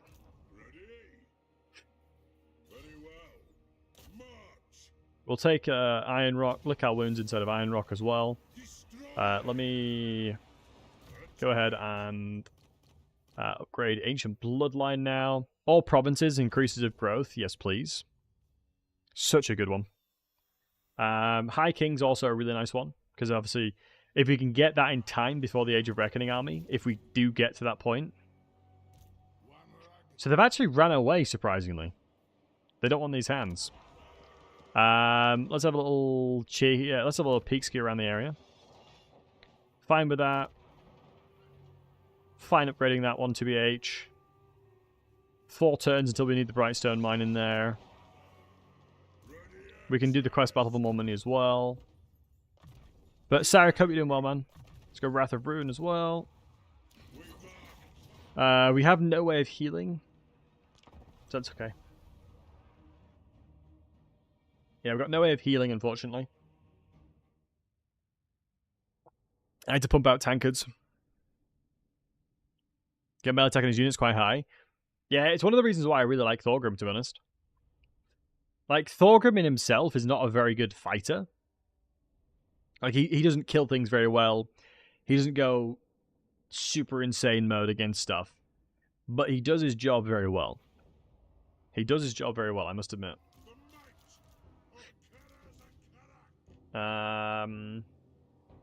Like, he will tank for a very long, extended period of time. And that's all you need him for. Right, so...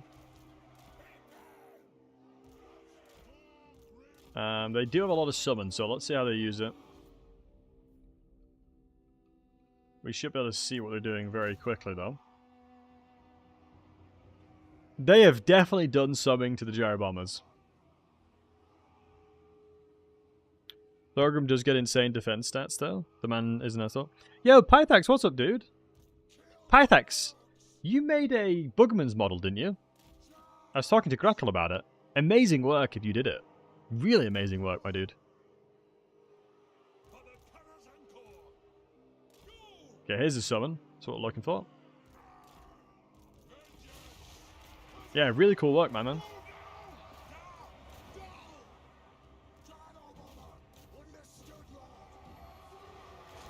Should be able to get them to route very quickly. Wasn't expecting that, but thanks. Hey. You're more than welcome, my dude. I always like to recognize when people in the community do really cool things. Always important to celebrate that kind of stuff, you know? Always very important to celebrate stuff like that. What do you think they've done to the bomber? I don't think it's necessarily the bomber itself, but they've accidentally made the ammunition shoot more than it should. So effectively what's happening is the bomber's shooting more bullets than it needs to. Not when it needs to, than it should do. Is what it looks like. So instead of shooting like normal, the gyro bombers have a chance to shoot like 5 to 10 times more ammunition than they should do. Is what it looks like anyway. That is certainly the feeling that I'm getting.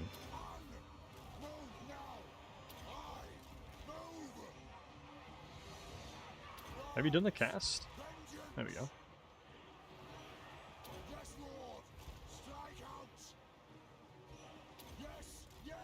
So when you know you're turning or something? Yeah, it's really weird.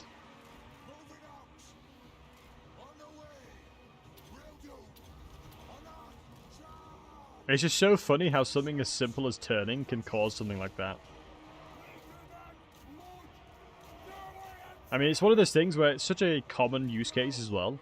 Like, you're going to turn your units quite a lot, right? It's not like that's going to be... That's a rare thing to do. Like, boom, me turning there. Now I'm going to shoot like Thanos.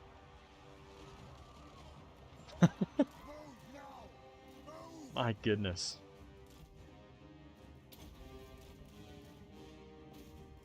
My goodness.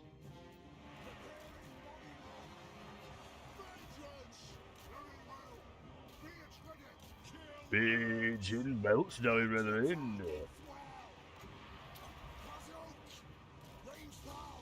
Yeah, it definitely does seem like it's turning. Ammunition went from 10 to 4. Yep, it's because when you turn, they're bugged. Did they give them the shoot while firing ability? No, I don't think they will either. They may recover it back in... like, my assumption is they'd probably recover that back with maybe a campaign buff specifically. But it's to stop the... if I'm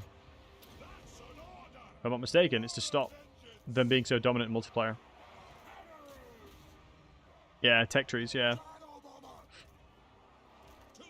I think they're just gyrocopters and bombers and stuff are just too dominant in multiplayer right now. That's the way that they did it. The moment you're when your ball action turns, just run it for a second. Yeah, it's kind of crazy, right? Hopefully we don't lose any more units here.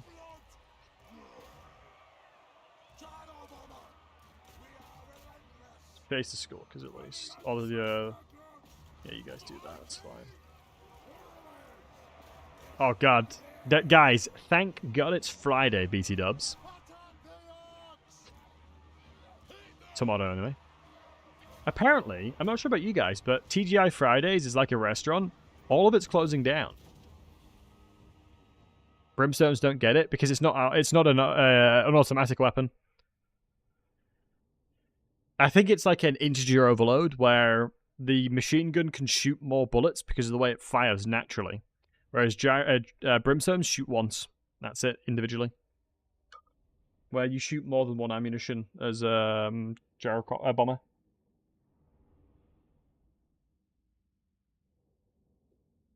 TGI sucked anyway. I agree. I'm a guy that loves steak, like the Philly's cheese steak. Never seemed to have it. Every time I went. Never seemed to have it. I remember they cooked a burger for me, and it was like the meat was like burnt, and I sent it back, and I'm pretty sure all they did was just send the same thing back again, and I was like, it's not even worth it. It's like, you know, I ain't gonna be a Karen here. You know, the poor lass that was the waiter, I'm not gonna tell her to do it again. Hero recruit rank all provinces. It's a shame you can't actually recruit them. Like, this should give you the ability to recruit. Who burns burger? That's kind of thin. I mean, though low key, one of the very funniest things that happens in like barbecues, like if you go to a like a friend's barbecue, on God, if you ask them for a burger, what they should tell you is, do you want it well done or well done? Nobody in their right mind has ever cooked a burger on a barbecue well. Like, it's either that thing's crispy. Do you know what I mean? You ain't getting that thing medium rare. You ain't getting that thing nothing special. That thing is going to be cooked to smithereens. You know what I mean? But that's acceptable. Either you get it raw or you get it cooked to absolute smithereen. Ain't no between. I have never in my life experienced an in-between. Maybe that's just me, though. Maybe that's just my experience. Would you like it overdone or past edible? Basically. Minced meat not cooked done is a safety hazard. Is it? It's beef, isn't it? I mean, why can you eat like... I'm pretty sure beef is not that bad. Like chicken I get, but beef I thought wasn't too bad to cook. Because you can literally eat raw meat. Beef tartare.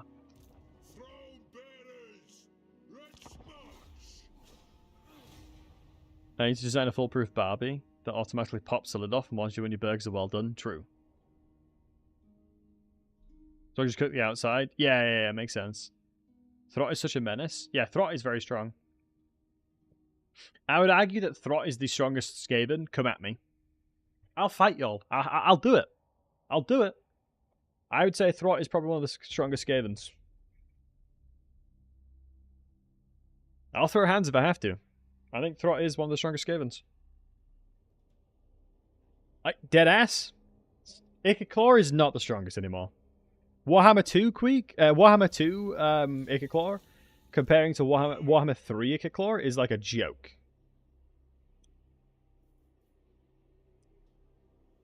It's a funny joke. The gods have jested with us. Oh, Settled Grudge is 500, so I can actually complete it. As long as I take the settlement. Big.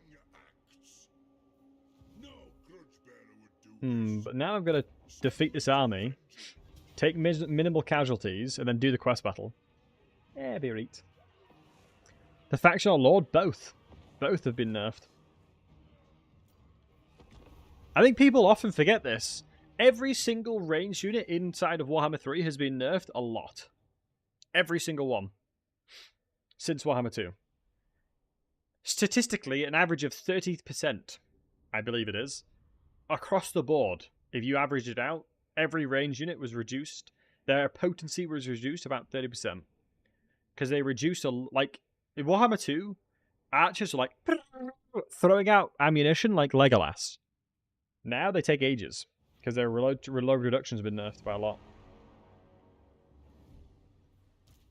That's how they got them. That is how they got them. Honestly, ever since that Orc Resolve, I've been like licking my wounds for ages. Also, I remember on this very map doing an like when we were doing a multiplayer campaign against you guys. My god, it was good fun. I think I held out here and then you guys surrounded me or something. I think it was in like the 1 versus 7 campaign.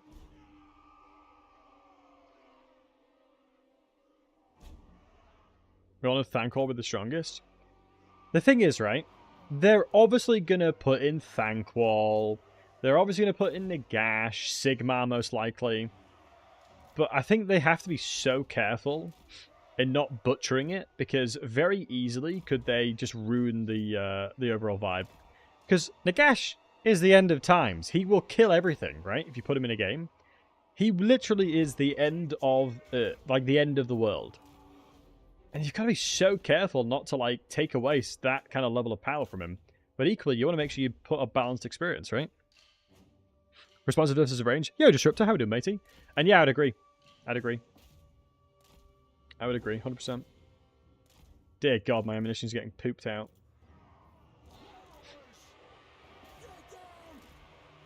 Yeah, I wonder if it's worth making a video of this. Do you guys think it's worth making a video on how insanely broken the gyro bombers are? Put my own unique spin on it. That'll do, donkey. That'll do. Let's get Thorgrim sitting there as well. That quest battle was just insane. They did him dirty, Mazdamundi. Yeah. Well, Mazdamundi's not that strong. He's only a Gen 2 slan. Oh, such insane damage.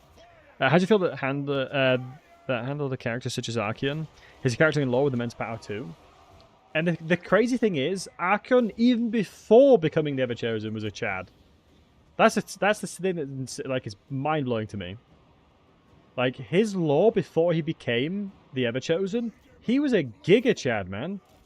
Like he went like when he was a Sigmarite, he would go against like tons of things and kick their ass. Like he ran into like a massive cultist thing and just went and smoked them. Because he's a goddamn Chad. It's crazy. Is it crazy?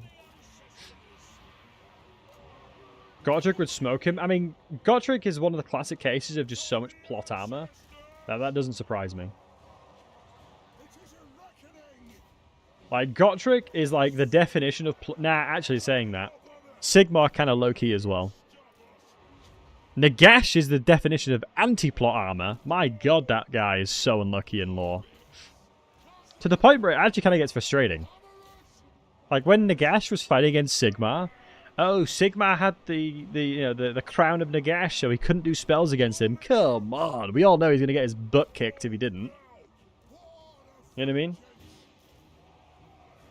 Like, you tell me a world that Sigmar would beat Nagash without magic. If he had magic. No way. There's no way he wins that. Like, against most melee potency, like, against most melee things, like, example, Tyrion, insanely powerful caster, fighter. You put him against any good spellcaster, he's going to get his butt kicked. It's just not, it's not a fair comparison. Right? It's like a completely apples and oranges differences. Like, you can't compare someone that's melee-centric to somebody that is spellcaster, because it's just so different. Could Sigmar cast spells? No, not really. He's more of like a Sigmarite. I think he'd be more like a vibe of casting like prayers and things like that. It would be more akin to his street. But like actual spells, no. To be a spellcaster in Warhammer, you need to be a really, really powerful, like, harnessing of winds of magic kind of vibe. Because what you don't see inside of Warhammer 3 is... Ah, shoot. We almost lost our Dwarf Warriors. What you don't see in Warhammer 3 is how long it takes the characters to recover from casting a lot. Right? It's a massive endurance test. Casting a lot of winds of magic. It really is. Like, if you're a caster, genuinely, you are someone that has a lot of, like, you're very strong and you can harness winds of magics. Like, I think people really underestimate it. That's why, like, you can overcast and stuff. Nothing can stop us. A lot more range than I expected here, though. Not gonna lie to you, boys. It had way more range than I expected here. But let us be about it. Have at you, bloody stupid Wazek. Do not shame your ancestors, shall we, brethren? Stupid bloody Have that bomb, you buggers. Thank God we have the amount of coral as we do. Otherwise, this would have been 10 times harder.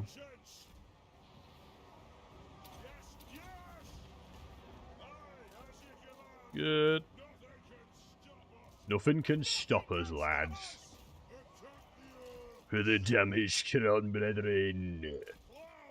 We have not shamed our ancestors this day, brethren. Let me go one-shot their lord real quick. Lamau. Let me go one-shot their lord. Because gyrobombers are broken. So that was just 2 of them. Imagine if I had 3 there. Magic trick. Spite Backbiter is disappearing. Blah, blah, blah, blah, blah, blah. It's like Dwarven magic, that. And thanks for follow. He gets kicked around. Low-key, he does. Poor bugger. Poor bugger, man. I think it's such a shame that he, in lore, you know, it really is kind of lame. Nagash would do so much more work. Skaven is out for him, you know, all the lore things around that. Yeah, do not shame yes. Dude, thank you very much for the super chat. Much love to you, my man. That's very, very kind of you. Let me put a little cheeky love out on that bad boy. Much love to you. Do not shame your ancestors. Did I lose my dwarf warriors there? Guys, did I lose a dwarf warrior? Am I blind?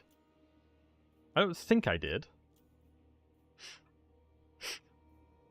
The scary thing is... Guys, what's the quest battle? What is this against? Greenskins. That's fine then. That's fine. Should let the hammer cook more. Yeah, I'm afraid of losing them. High King ability. Oh, it's so savagely good. Sulfur pounders. Let's go hard and armor. Resistances is bay. We're gonna get interlock. Oh, we got Call to Clan now already. Look at this. 54 melee defense, boys. 54. Grombrindle is the better. Grombrindle with his things. It's even more crazy. Wait, I did lose one. Ah, Sag. We can probably just chuck him a few of these regiments around then. But then again, I do want them over this side, just in case Tretch gets freaky with it. But let's grab that Thane in there as well. Chuck training in there is going to be nice. Because what we'll probably do is chuck training in there and then start battering our way over here. Because next turn, what I'm going to do is most likely do the quest battle next turn. And then we're laughing. It's a shame I have no regeneration hero. It would be nice. But we're getting all the stacks that we need there. We're going to want to hold the line on that one. It would be good to get longbeards in here. But we need the cash.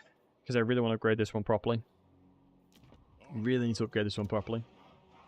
It's 8k. It's so insane, boys. Absolutely bloody bonkers. I tell you. It's bloody bonkers. Yeah, I'm going to leave that there. I'm fine with that one. It's a shame that we're spending as much as we are over here. Let me just do an ambush stance angle. Let's see if we can get cheeky with it, you know what I mean? Let's see how cheeky we can get. Why not, eh, boys? Why not? Oh, we have trading over here in Iron Rock. That's not too bad. I know that we've got the unique landmark as well there. 100 carb obsidian, I don't believe is that much. Yeah, it's only 9, so it's 900. And Kronzor, how are we doing, handsome? Good to see you again, matey.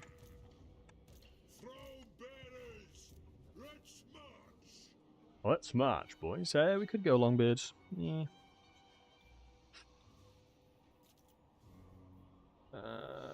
Could go Longbeards. Nah, let's keep the cash up. Actually, the more I think about it, I probably should have done that. Oh, and guys, if you're interested in joining an FFA this weekend, it's going to be great fun, pure memes. Join the Discord, because we're going to be playing an FFA on the weekend with the community. We might have a Koi join. A Koi may be joining as well. So he'd probably bring some of his community members. But it's going to be an absolute pure chaos meme-ski FFA. So it's going to be pure savagery, pure memes, and it should be good fun. So join the Discord. I know we've had a couple people join, so welcome into the Discord if you've joined today. Let's go with leadership. Then again, genuinely, we have such insane leadership as is that will do you on your own. We need to start recovering our control in these settlements because our leadership is just so good anyway. Oh no, are you at war? Oh, for God's sake. I'm going to need to do the quest battle and that. And Mercon, welcome to the Discord, matey. I'm going to need to probably get the regiments renowned in here then. So how close am I to the next one? Level 15 and level 16. And level 6, 3 units from that. The quest battle plus the... Quest battle might give me enough. Yo, Idle, how we doing, matey? Good to see you, buddy. Yo, Anticity, how we doing, you handsome bugger? How was your stream, buddy? Were you doing the Doomstack thing again, matey? Were you doing the Doomstack thing? With the gunners? And thank you for the shout out. Have a good stream. Much love to Anticity. If you guys don't know who the wonderful Anticity is, please do go check him out. We actually shouted him out earlier, as people were asking about really cool Warhammer content creators, and your boy Anticity always comes to mind. So do go check him out. Great guy, great streamer, great friend of the channel. Yeah, really cool dude. Yeah, generally nothing bad to say about that guy. He had a big wipe without using ammo, thanks to some hills. Great time for all but him. Ah, dude, that's such a classic. Oh, but for all of the wonderful folks from Anticity stream, we are going to be doing an FFA this weekend. So if you want to join the FFA, and it's going to be a meme time, we'll set some rules in there just to make sure everyone's happy. But we're going to do an 8-man FFA. And if you want to join that, join the Discord, and there's details to follow. I am very excited for the FFA. Because, spoiler, I'm going to be playing the Changeling and just causing as much chaos as I possibly can. That is like the entire idea of the campaign for me. Is to cause chaos for 7 people and see how that goes. So I think it should be good memes. I think it will be good memes. So if you're wanting to join pure chaos like that, jump in the Discord. Or be around on the Saturday. Or Sunday, depending on when we're doing it. Just trying to get numbers for it. I am very excited about it. I really am. But yeah, if you haven't played too much Warhammer, never hesitate to chuck questions my way. I'm always happy to help.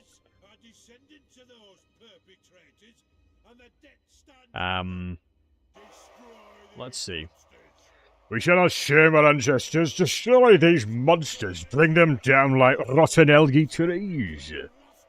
If you're wondering why our doughy kin use axes, it's because the algae live in trees. Simply the algae live in trees. Which makes sense. Right. Clear the troll country of monstrous foes. Do these lads have... No, they don't have anti-large. Okay. We'll do this. This. So, box time, boys. True Dwarven Central here.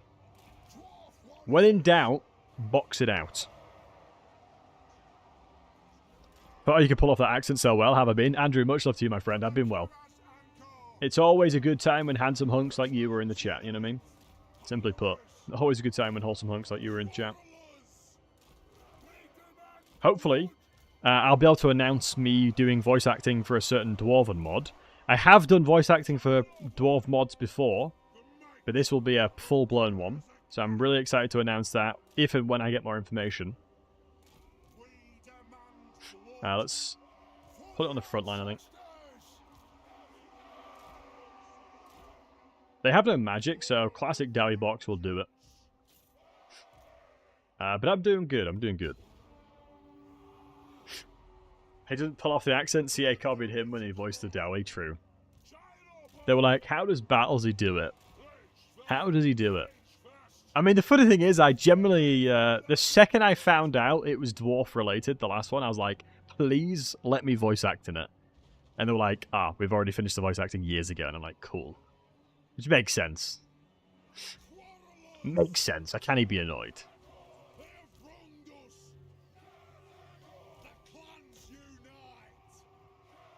But I got the ogre chant down. Idle.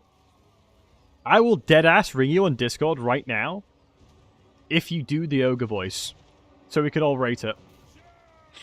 Deadass. I'll get on a Discord call with you, just so you can do the ogre voice, so we can judge it. I'll put you on the spot, bud. I'll put you on the spot. Diamonds are made under pressure. Also, I should have done this a little bit further. Sure. Alright, let's give it a go. Are you in my Discord? Join my Discord and I'll bring you on Discord. Give yourself a warm-up. I'm actually kind of here. I'm curious to see your ogre voice. Already in voice chat? This guy's bloody gaming. Right. Let me mentally prepare for this. Right, Idle, how do you want to do it? How do you want to do it? Do you need any preparation, or are you just going to jump into it? Right, also, guys, be nice. Right, be nice. This is a pure meme. I didn't expect you to say yes. This is funny. Okay, let's join. Let's set ground rules to make sure you're happy. I don't want to, like, roast you or anything. He's got this. I'm excited, honestly. Idle, you've excited me. Is there any ground rules you want before I join? Any ground rules? Or are we just going to go... Are we do raw dogging it and you're just going to do the voice? How many trolls are there? Jesus Christ. Alright, let me finish this one off first and I'll join Idle. Actually, who could do a Skaven voice? Let's just say screw it. Let's just do a voice acting thing. Anyone in the chat can do a Skaven voice? Speak up. Actually, Koyu can do if Koyu is here, he can do a really good Skaven voice. If Koyu is in the chat right now, he actually has a really, really good Skaven voice. Crap. Let me get the hammers on this side as well. Let him show us Skaven's the best. He does do a good Skaven. Koyu, though, close second. He does a good Skaven voice, so don't lie. I'm good to go. Right, does anybody else... Can anybody else do any voice lines? Anyone else confident about voice lines they can do inside of the game?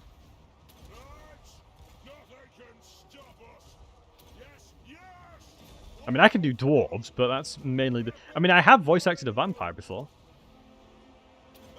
I did do a voice act of a vampire. Ah, shoot, my guys are getting smoked. I had to lock in, boys. Jesus.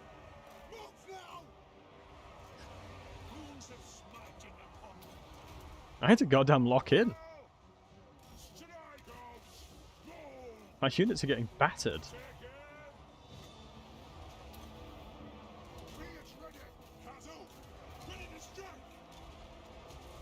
Zulfa Pounder. Getting too excited to hear my voice. It's true. It's true.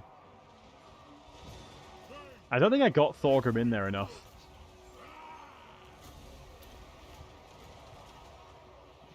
Yeah.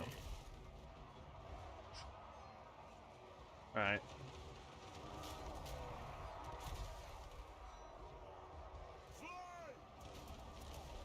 Anything low growl like orcs? Okay.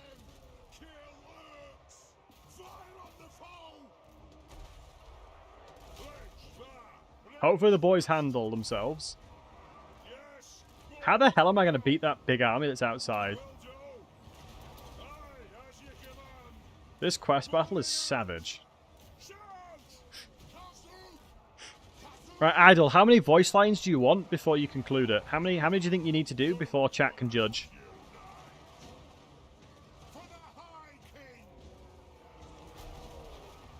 Let's make this fair.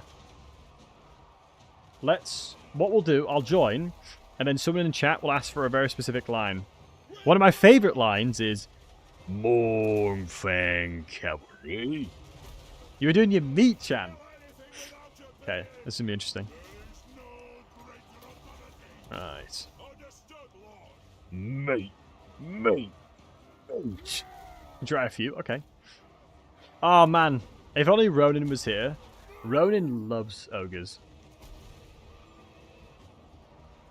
Ronan goddamn loves ogres.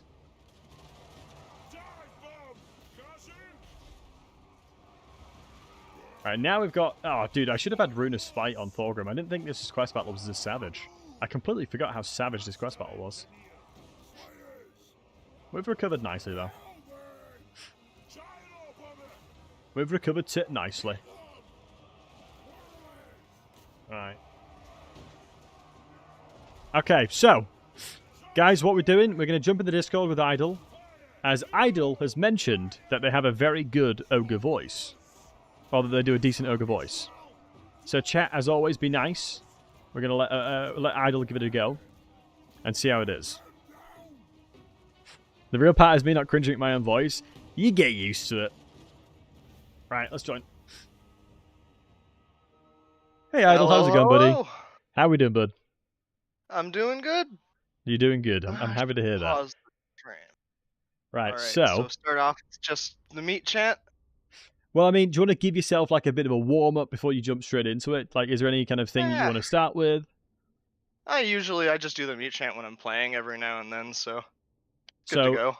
Okay, is it more of a like a Greasus, or is it more like a just the generic ogre?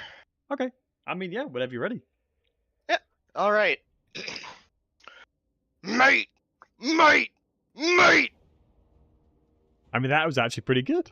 That low-key, that was actually pretty good. I'm really happy with that one. Mournfang Cavalry, so... I mean, low-key, that's pretty solid. Mournfang Cavalry!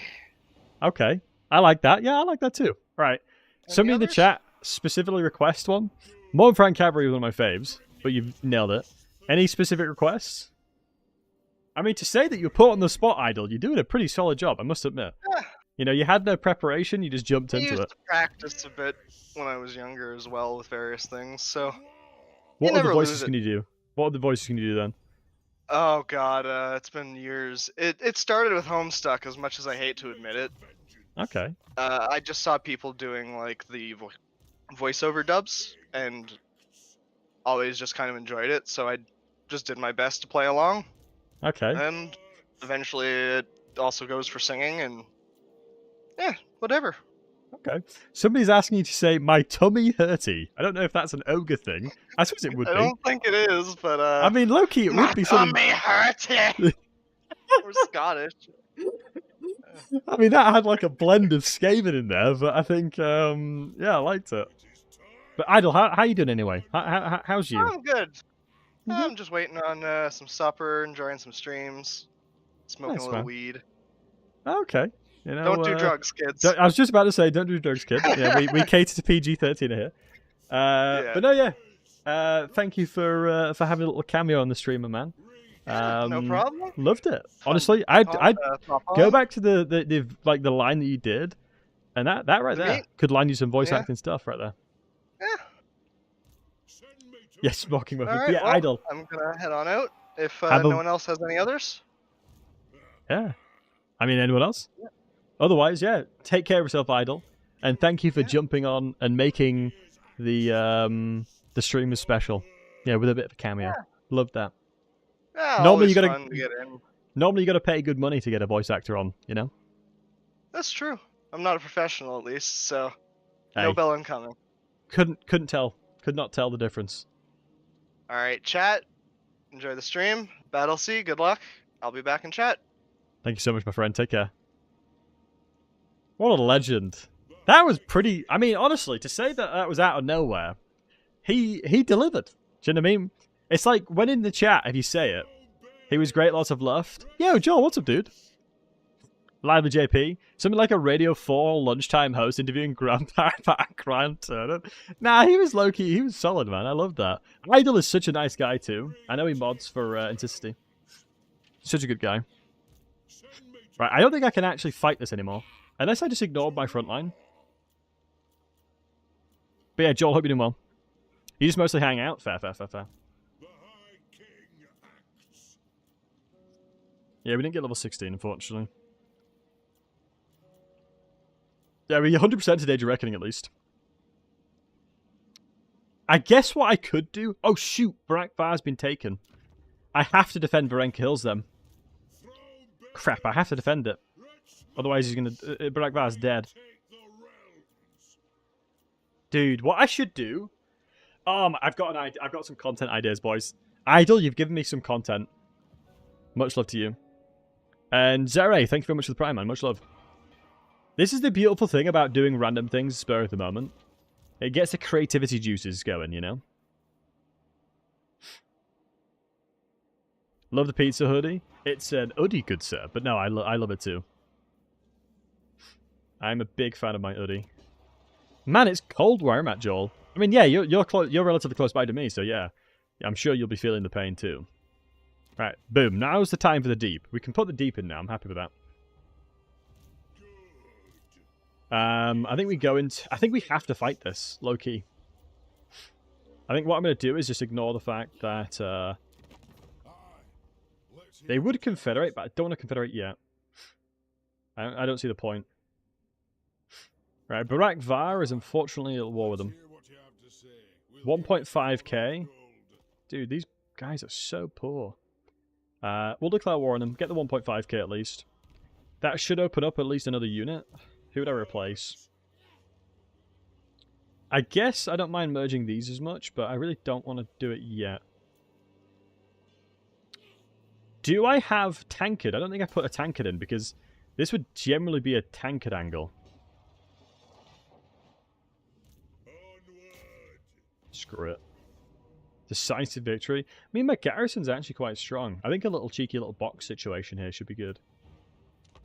Nice. But no, that was all. I should just talk to you guys more often. I mean, it's one of the good things about being a streamer. Like, if you guys make awesome content, it makes, like, puts the pressure off me as well, you know? You know? It's one of those things, too. I mean, if only... I should have messaged Koyu.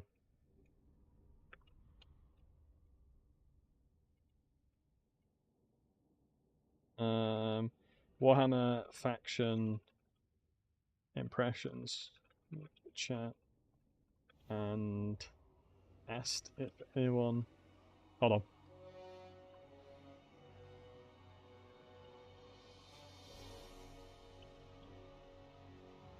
Alright. Garrison's over here. I think we deploy on the left side.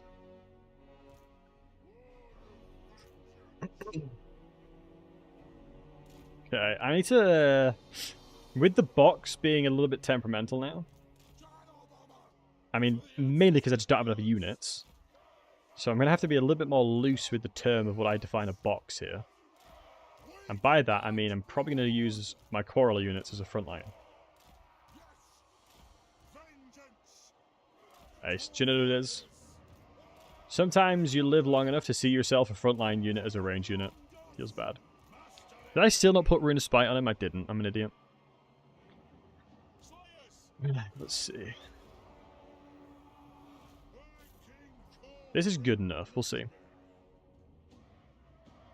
Yeah, if you guys are interested in doing an FFA for funds this weekend, join the Discord, boys. If not, just be around on Saturday. Koyu, I was calling your name because we were gonna do. What I was gonna do was I was gonna get you talk to the guy to talk to Idol doing the ogre voice in your voices accordingly. I would talk like a dwarf. But it's fine now. We'll do it another time. As I mean, that's one of the beautiful things. Like, people are very talented, you know. A lot of folks in the chat are hella talented at what you do. So it's always interesting to see. It's always very interesting to see. All the wholesome hunks in the chat being hella talented. Like, for example, Grackle, incredibly good modder. Super, super talented modder. I learned that fairly recently. I honestly doubt I'll be able to hold it for conversation, just your hands that I'm used to hearing. Ah, okay. No, that's fair. I wouldn't want to put you in a spot where you weren't comfortable either, though. Because I think it's important that you are. I think, Koyu, I think you could probably talk like Skaven for a while. Especially after playing Vermintide 2 with you when we were playing as Skaven. I definitely get the impression that you could talk like a Skaven for a while. To put it in perspective, we were playing Vermintide versus mode together. And Koyu was like just talking like a Skaven for ages and just laughing and cackling as he was hooking like champions and stuff. It was quite amusing. But in fairness, your hook rat gameplay is pretty elite. As demonstrated in the stream, I think yesterday or the day before. It's hard to stop speaking like that. Nah, Skaven voice definitely does your voice in. So I'm going to try versus. Oh, Vermintide 2 is so good versus mode. We went undefeated, didn't we, when we streamed it last? I'm pretty sure we went defeated. Because I think the problem, like, when I do things like Vermintide, I don't stream it on YouTube, I just stream it on Twitch. I only really do... Yeah, because of Merkin popping off as well. And it was Duel. Duel was a Giga Chad on Slayer, I'm not lying. Like, my man was level 22, just being an absolute Giga Chad, killing everything. Like, he popped off. I was, like, well impressed with Duel. I was massively impressed with him. My man just went pure Giga Chad mode and just locked in. Yo, Wrath, how we doing, handsome? I haven't played Dwarf since Warhammer 1. Just started an SFO because of Karat campaign, and holy shit, these senses are fun. Yeah, that's what I'm saying, dog. Dwarves are awesome. I have been an advocate of dwarves for ages.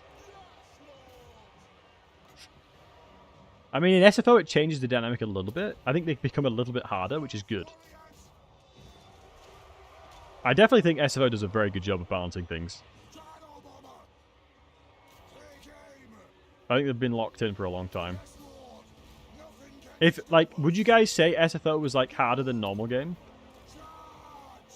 I definitely think it has a lot of elements that makes it significantly harder than vanilla.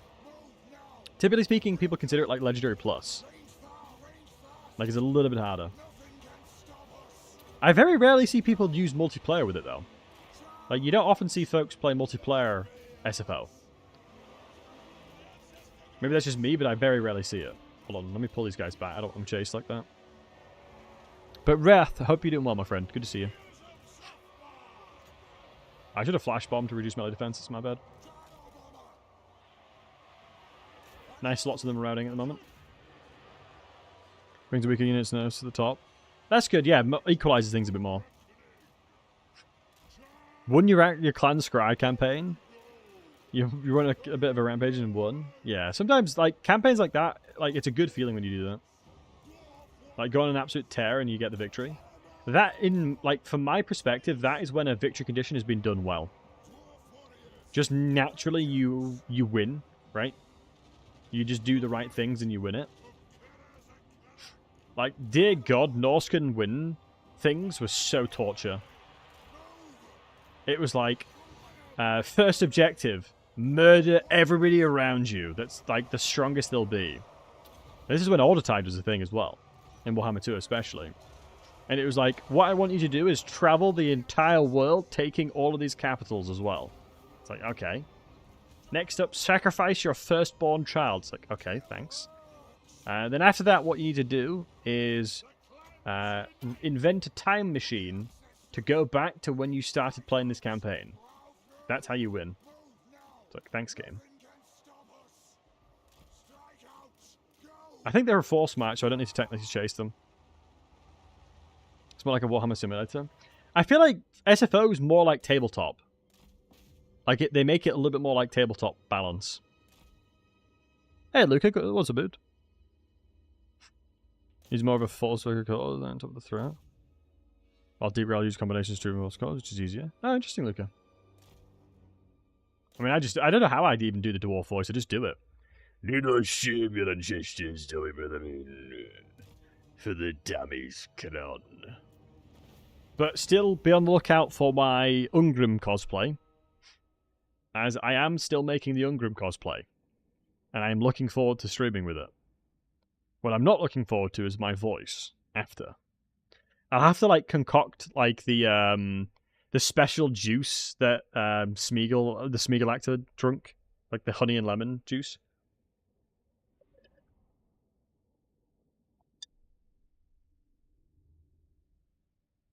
Just to make it lawful or make it fair. Go more lawful and cool way instead of bounce way. Yeah. I think it's the bane of Warhammer. Drink mead. I should just probably drink mead, yeah. I think that's like one of the biggest banes, per se, of... well, 8% is a lot. So is 115. So's that bad boy. Right, let's hopefully we can chill out and replenish a little bit.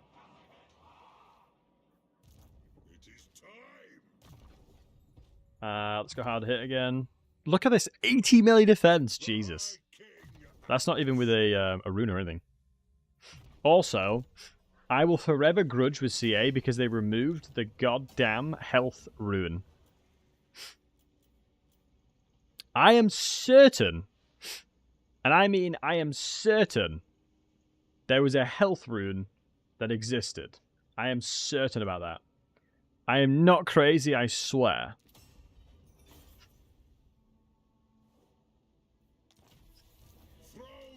I might as well go with the minus leadership. It's always a banger. Plus giving terror and rats and fear. Basically immune to psychology. 20% rune? Yeah, it was so good. I would go... What I would build was... I'd go melee defense, health, and armor. So strong. But it makes sense why they got rid of it, because it was pretty damn good. So what I could actually do... Do you know what, the smartest thing for me to do, maybe, is to run over here.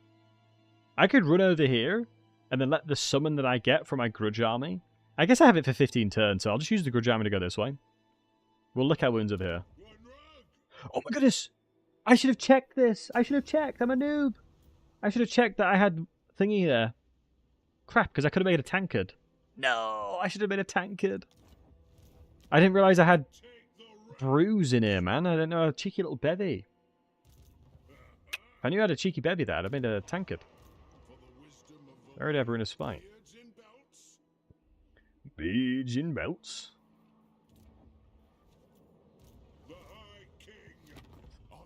I could confederate them, but it's just not worth it. I need them to trade. They give me stonks. The Great Orthodoxy. We're strength rank 100, which is surprising how low our strength rank is to say that we have good armies.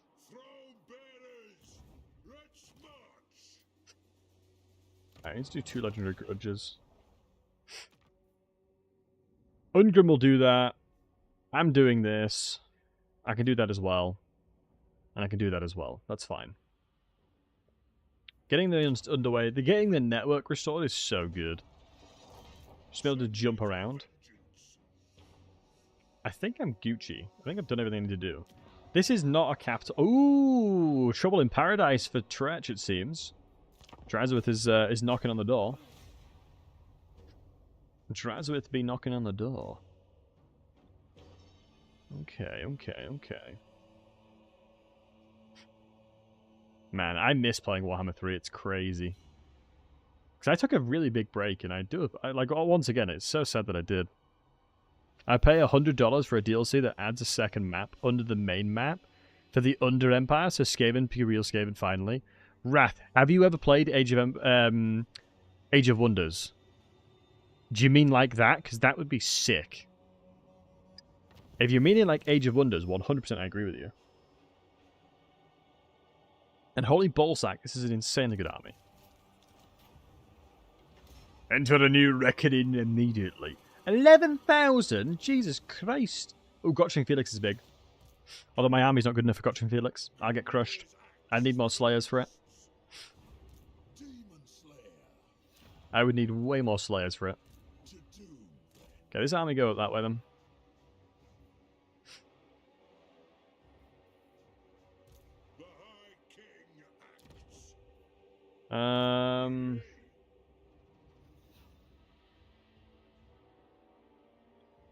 I guess what I could do... It's not going to be as good. But let's take all these settlements. Let's get these settlements back. This defends this settlement. We now have the Undercity. The Undercity is ours. What can we get? It's this bad boy, isn't it? Yeah, this bad boy here. Getting loads of things for monies. And then the trade tariff next.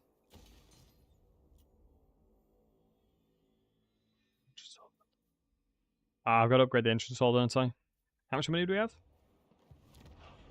1 turn off that one, which we should be able to then lock.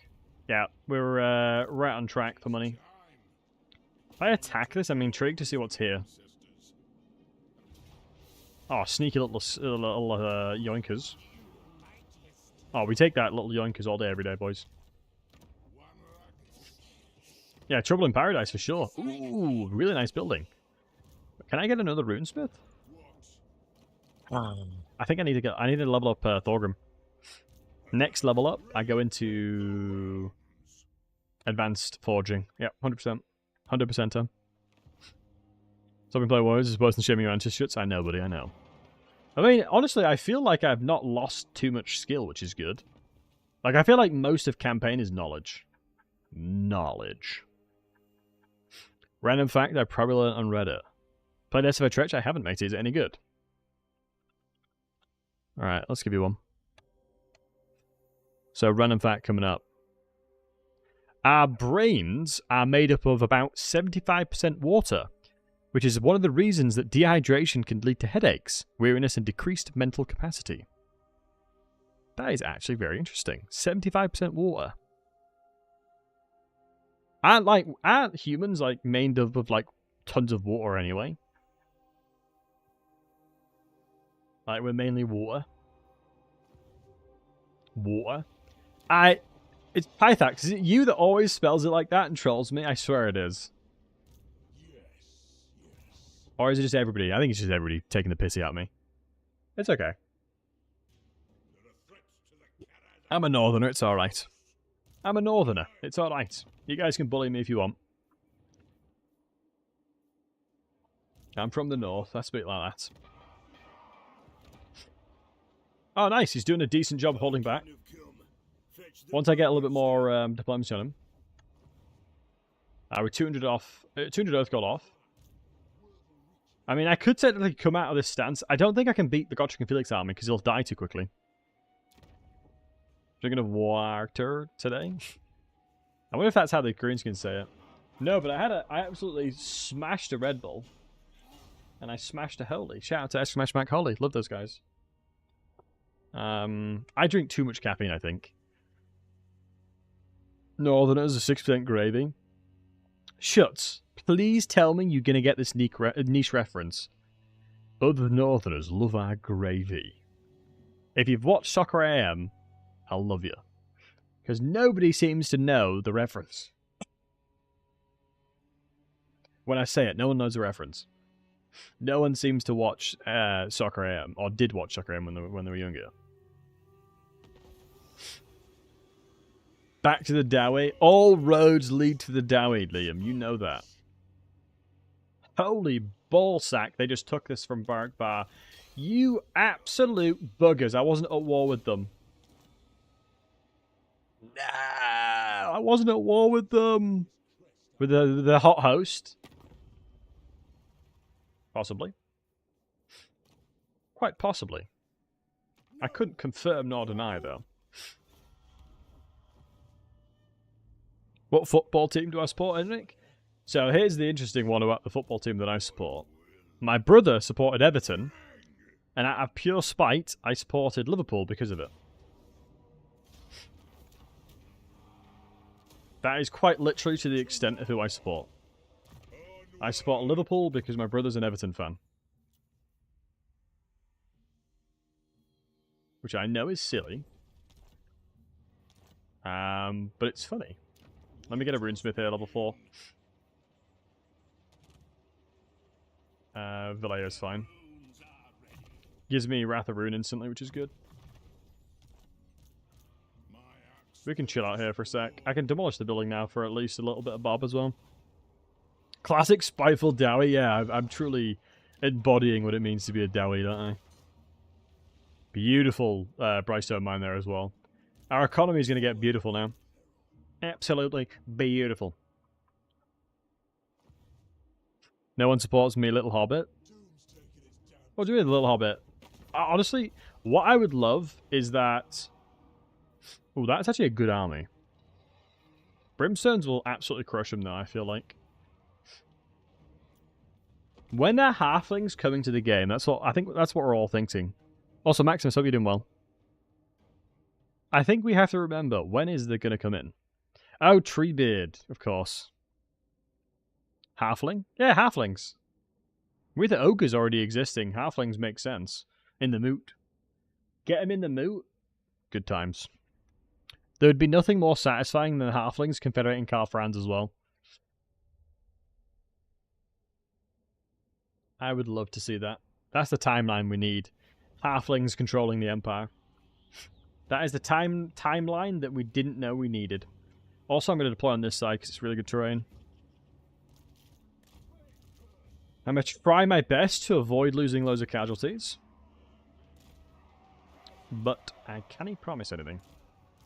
Because a lot of my units, especially the Slayers, are really squishy.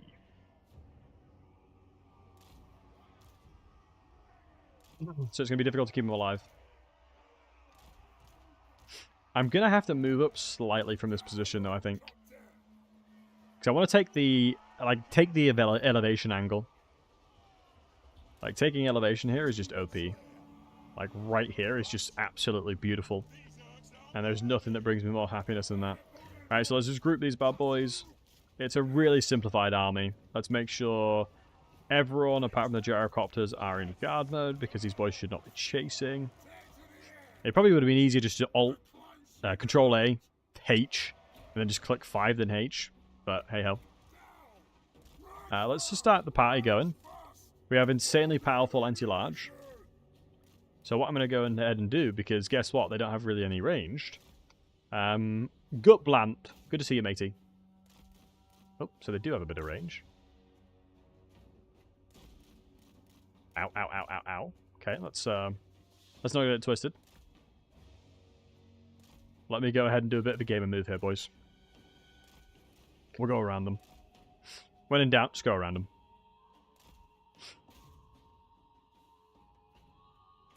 In fairness, the range that we have on these guys is actually kind of insane. It's a shame we no longer fire moving, though. No, don't lose any entities. Okay, that's good. That's good. That's good enough. That's good enough. That's good enough. As long as I don't lose any entities, I'm completely fine. Start chilling out a second. God, they're going around the outside, around the outside. Have to intercept them there. That's fine. Kill the general because the range is really nice. Are you buffing them? No. Wildfire. I think they'll struggle to kill. Yeah, maybe they'll kill a few Slayers, honestly. Low key. Now I think about it. Not the best shots, but I can see the trappers aren't in range because they're only 70 range. 170 range on a gyrocopter is criminal. I won't lie. Absolutely criminal. Let's move back.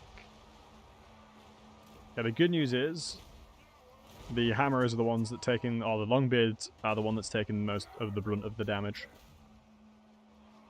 Which is what you love to see. Now we can hear them. Hey, no heightist here. The halflings can do whatever the hell they want. But honestly, low-key, you're probably right. It would be very amusing. Having a timeline where halflings are, like, taking over.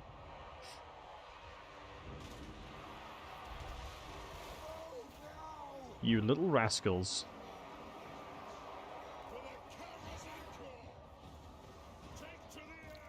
If I lose one of these grudge settlers, I'm going to be big sad. Oh, Grudge Destroyers, excuse me. I'm trying my best to avoid as much damage as possible. But by doing so, I'm taking quite a bit of damage. So it's like a really weird like phenomenon. Where you're like trying your best not to take damage, but by doing that and playing really safe, you take loads of damage. It's like really silly. Let's go group 4 on that side. Let's get my lord in there. Oh my goodness, these buggers. We have the Slayers on the backside, which is good. I don't think we have Monstrous Impact. Well wishes and salutations. Ah, much love to you, Maximus. Much love to you, bud. Let's get group 4 pushed back a little bit here. I think what I'm going to try and do, maybe is a bit of a bombing run, I think is probably appropriate here. It's not as effective, but it should do a hell of a lot of damage.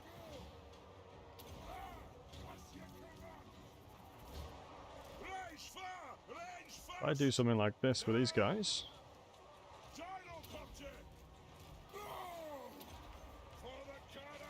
The reason to do it on these ones is because the rest of them are ogres, so the bombs don't really do much.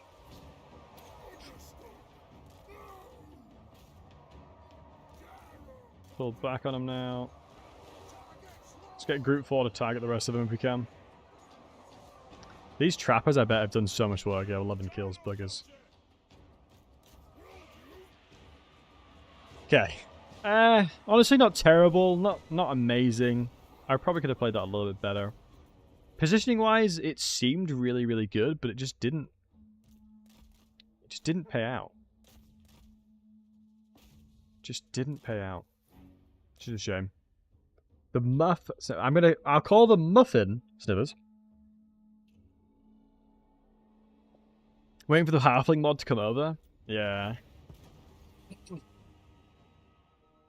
Guys, out of the factions coming over... out of the stuff coming into the DLC that we know of, who are we most excited about? We're excited about the ogres the most.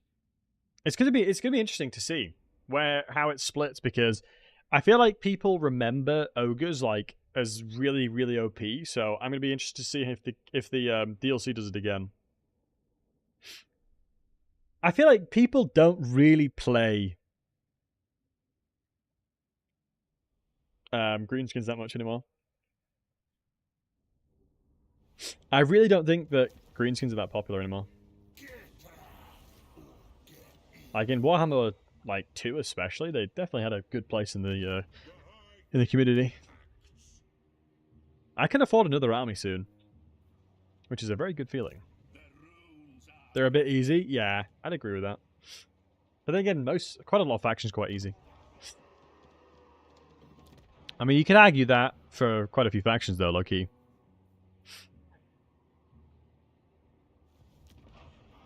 Because, I mean, just naturally, the game is a lot easier than it used to be.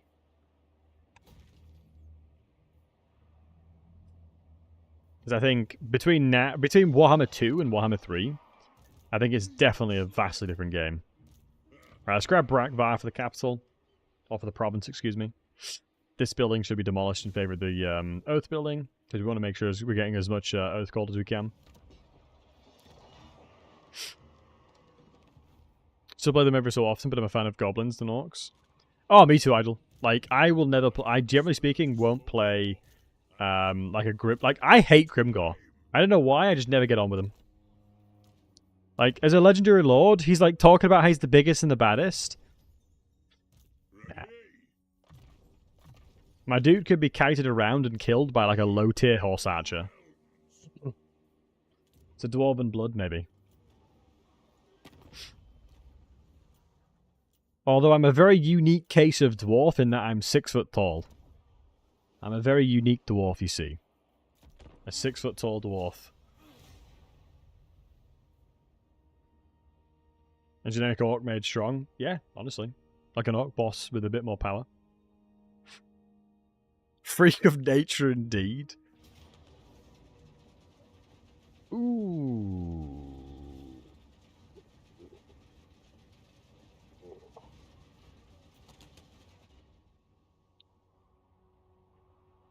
That is quite the army. That is quite the army indeed. I'm not going to beat that. I would need... What would I need to do that? I don't think there's anything in my roster that could deal with that. I would need a... Actually, saying that, let me check the thing again. I can probably give my Dwarf Lord that I have tons and tons of stuff. Yo, Unholy, how we doing, man?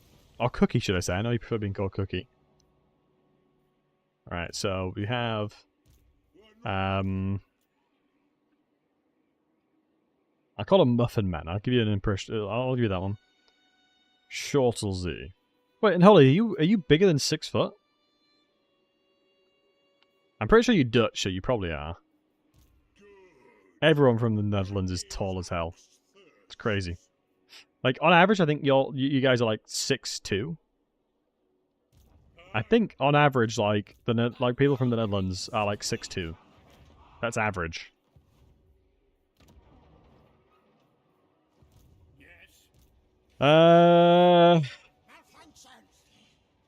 Honestly, Rune of Spite Angle. Oh, of course, I've got loads of grudge units.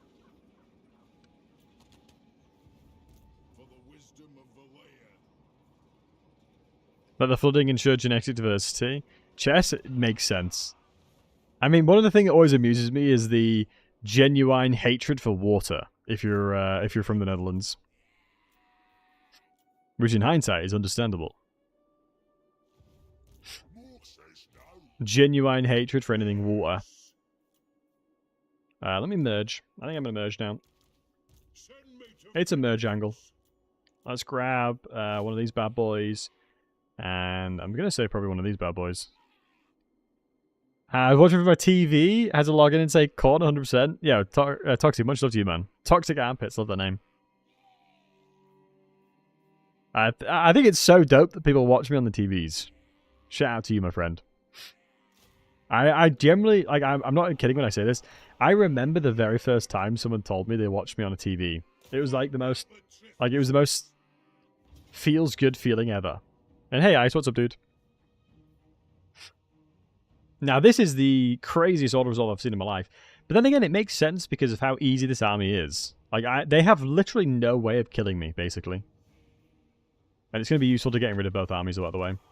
They had literally no way of killing my army. If I go this one, we can take Tankard. We can make a Tankard real quick. But it just goes to show, dwarves in a nutshell are just nutty. So what we'll do is we'll put a Tankard. I don't have the Unbreakable Rune, though, that's the problem. If I had the Unbreakable Rune... wait. A map dealing many lesser-known pathways that may or may not get you lost. Uncharted passes plus 20% chance to appear in a random nearby region. What? Campaign movement range plus 50%? Guys, how the hell did I get that? Was that like a world event or something? It's the new items! Pog! What do you do with it? I actually don't know what it is. New item added. So 20% chance. That's a great item. Right? That's insane. Yo, Jebros 2, how are we doing, handsome? Thank you so much for the raid, man. I appreciate you, buddy. You've been a fantastic stream. Unequip before ending the turn, obviously. Wait, why would you want to unequip it before the end of the turn? I'm doing well. How are you, bud? They can use it too? And Mad Blood will come in. I mean, what I do know is that you can only get another 50% movement, if I'm not mistaken. I don't think you can go over 50% movement. Oh, it can teleport you randomly. Oh, I didn't know that. Okay, then, yeah, definitely I don't want that. Where will it teleport me? That's pretty dope, though. Go for ballistic calibration for sure.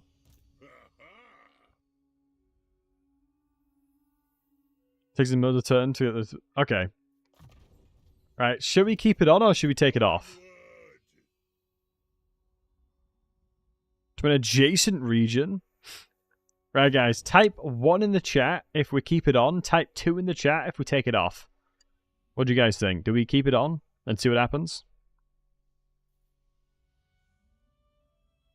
Looks like you guys are looking for some gamba of seeing what happens.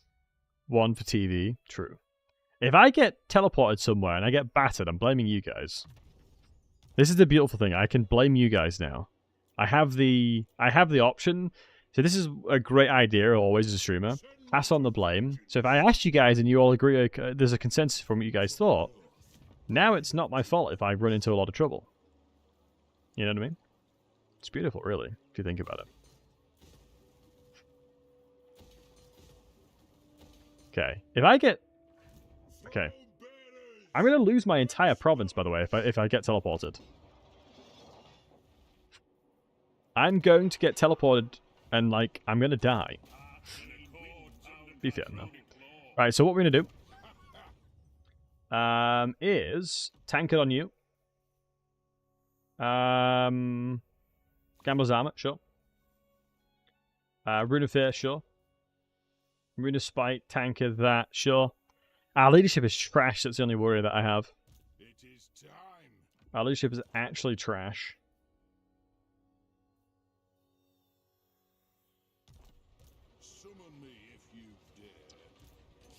Do I think I can win this? I honestly think I can. Am I delusional, guys? Don't answer that. Don't answer that. I wish I could auto-resolve. It would have been so tasty if I could have done.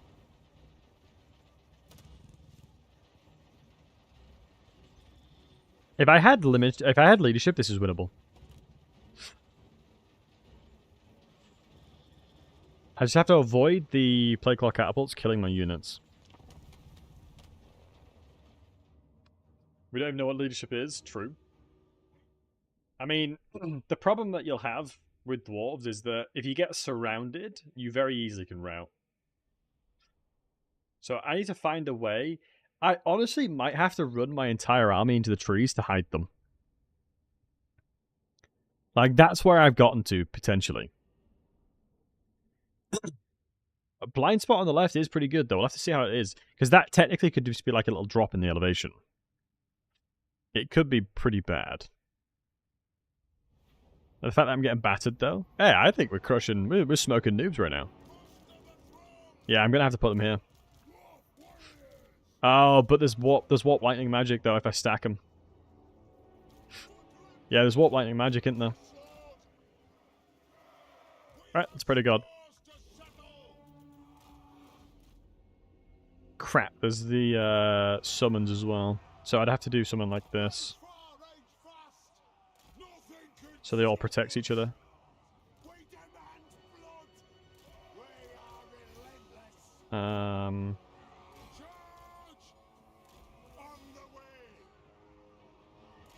Something like this.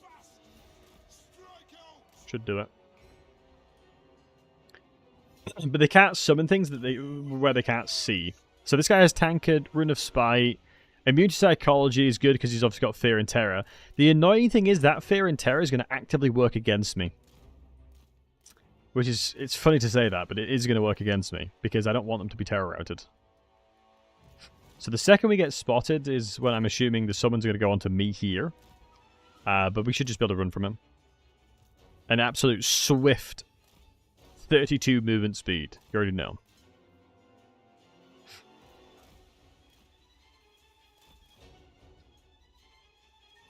Right, let's see. Yep. Wow, I'm surprised they're shooting me. They're actually doing a lot of damage, low-key.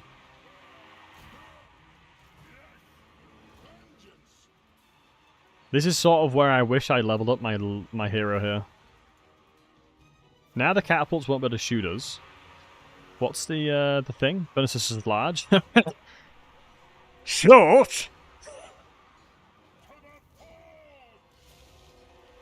Yep, not a problem there, bud. You can use bonuses as large all you want, pal, but you know we're not exactly known for our stature here. Mate, my runesmith is getting battered. Well, look, an engineer's going to be a problem. Yeah. I'm inclined to agree. I'm going to be curious to see what happens, honestly. I'm just going to have to just ride the wave more than anything. My melee defense is not good enough. I think the Rutensmith is just gone. So as long as my general doesn't take loads of damage, I got to run away from them. Wait, we are getting battered. They've fixed this. They have clearly fixed this. We are rude at spiting them, at least. I think they've fixed the bug you used to be able to do. Wait, what are they doing? They've gotten off of their mount. Oh my god, Tanker doesn't heal me, does it? Oh, these little rascals have ran over to me. Should be fine. Come on, we're killing them. Look, we're actively... We might win because of how stupid the AI is playing. I mean, we did this on purpose. Yeah, we did this on purpose. Right, all you guys believe me anyway, it's fine. I don't need to reiterate myself.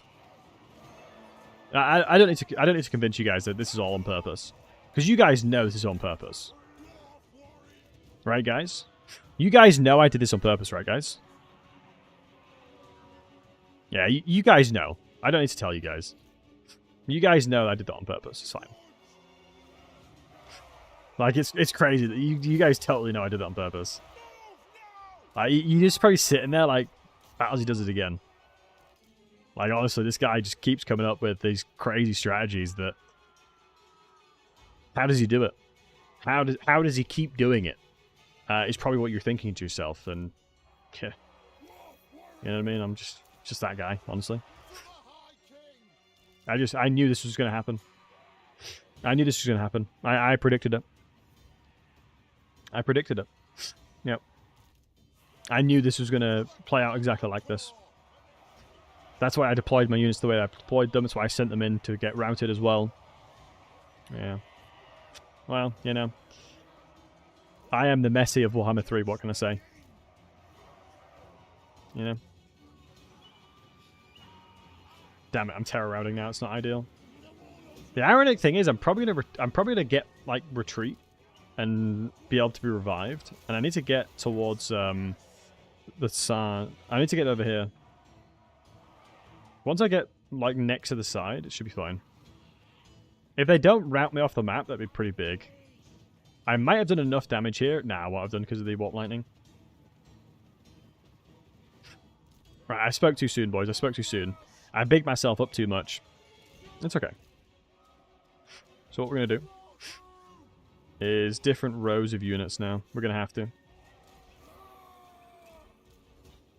This is the problem with being big-headed too much. They got off the plague clause at least? Yes, but that's not the big problem. I don't know what's I actually don't know what's going to happen there.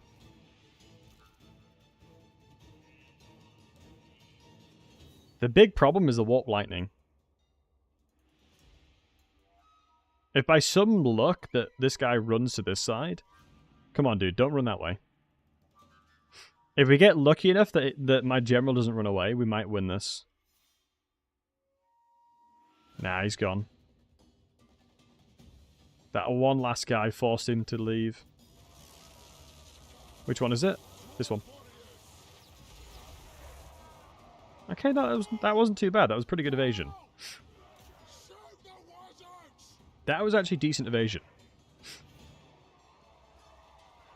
Man, one Slayer unit would have been so big. Right, let's see what we can do. I mean, these are infused stronger dwarves, so... Alright, let's take advantage of the fact that we've done that. We can't stack, otherwise we'll take a ton of damage. Because of magic. What I might be able to do, actually... Good job we spotted that instantly, but they're taking 100 million years to run away. Love that for me. Love that for me. Let's do this. Do this, do this, do this. Start shooting over here. And try and open up a bit of a line of fire for it. If I can get a bit of a line of fire, because he is a large entity. So by positioning my units the way I'm positioning them... Ah, he's just going to warp lightning here, though, isn't he? No, he's going for the archers. I guess it makes sense. Really frustrating that they don't move straight away. Because if they move straight away, I wouldn't be taking damage. Because I'm literally seeing the spell come down as they cast it and move at the same time. Maybe it was just better to come over here.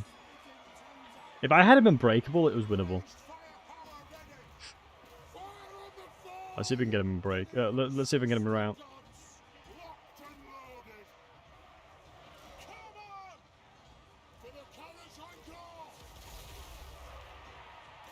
Trying my best to get some more damage on him. My quarrelers do need to just get a couple bit more bits and bobs in there. We're certainly going to do a lot of damage. So at least we got that going for us. Let's reposition here if we can. Slingers are getting us and battering us. I'm just trying to reposition enough for my quarrelers here.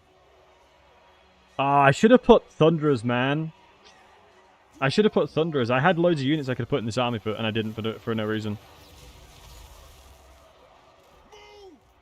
Yeah, I was pretty confident. I should have put Slayers would have been good for the general. Yeah, just the Unbreakable... Not having the Unbreakable rune really did me in.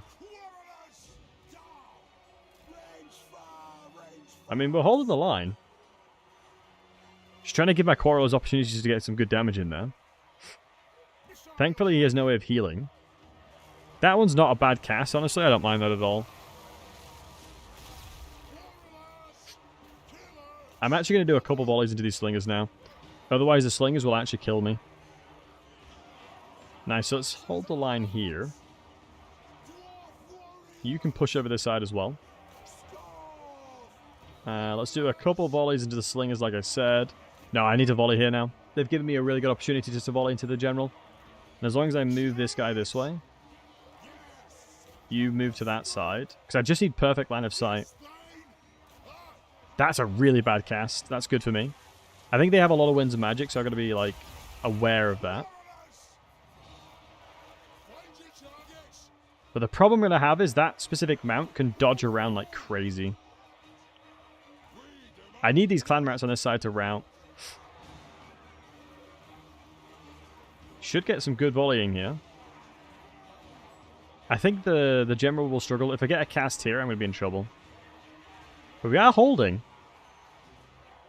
That is the beautiful thing about the dwarves. These guys will come back. I can't do anything about that. I need to hold position. I think maybe I should have just killed the units, honestly. Like, the more I'm looking at this battle, the more I'm like, I probably should have just kept shooting the units. Because the warp lightning's going to come down no matter what I do. Like, I expected my quarrels to do enough damage to then shut them down, but I just couldn't do it. I couldn't do it fast enough. Like, a Thunderer would have popped them, probably. But try and get a bit of a mass rout situation going on here by trying to shoot the Stormwoman. Should be able to grab you guys back. Right, great that we've opened the space up here. Might be able to get a cheeky volley here. Because, I mean, I don't think I'm able to kill the heroes, that's the problem. Although I think the heroes' like survivability into inventory is really low. We're getting units routing now, it's not ideal. Okay, let's have a look at what's left. Let's go halberds. Try and get these boys in. There's Stormwomen as well. That's a beautiful cast by the AI. So close, man.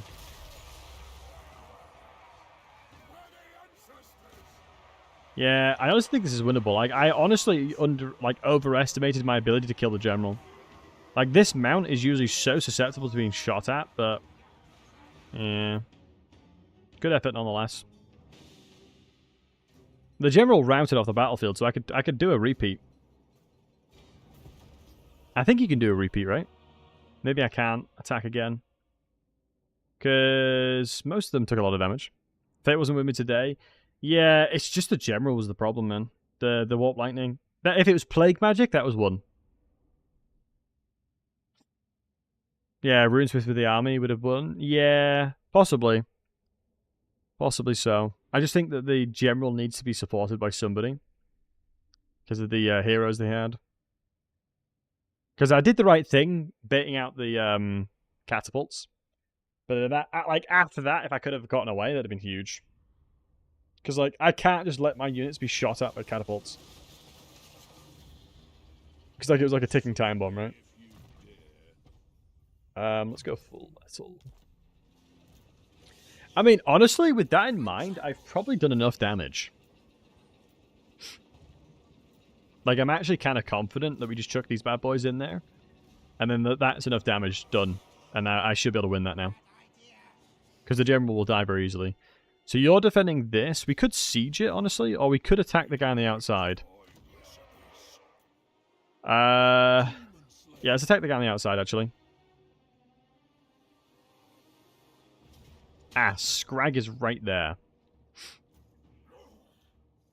I mean, we should be able to clear these guys quite easily. These guys should be wiped the floor with.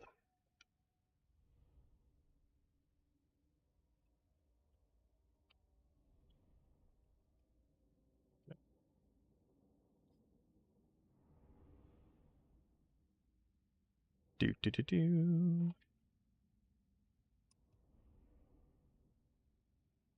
Okey dokey.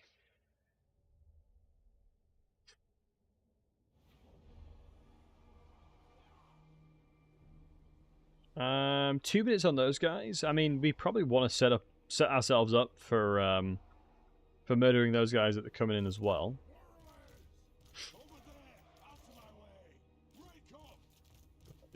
Grab you in there, grab you in there. Ah, the Grudge Settlers got so battered, that's unfortunate. Gyrocopters didn't lose anybody, which is huge. So that is in itself a big win. They've got 2 Sabertusk Pasks. We're going to have to respect that. Probably have the Slayers a little bit more of a defensive unit.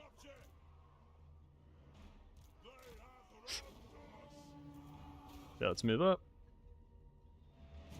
I don't think these guys have any range, so, I mean, we're just kind of laughing here.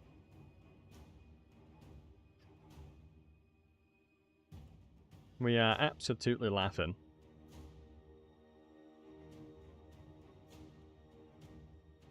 Yeah, beautiful, beautiful, beautiful.